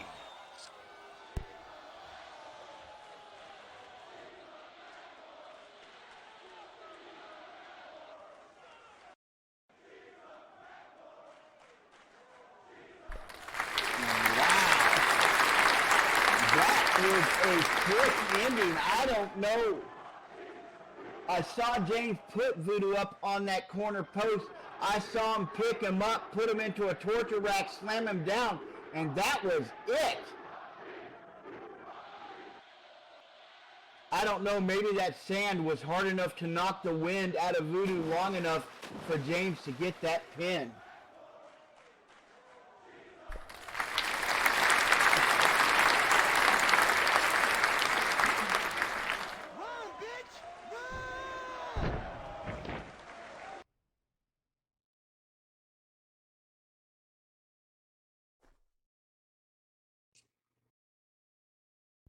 All right, we told you about it, and we brought it. We delivered it to you. DCWF Summer Madness 2019. The summer is coming to an end, but the DCWF is heating up, baby, because next up on October 26, 2019, we got War Games coming. If you don't know nothing about War Games, stick around. It's the greatest show on earth.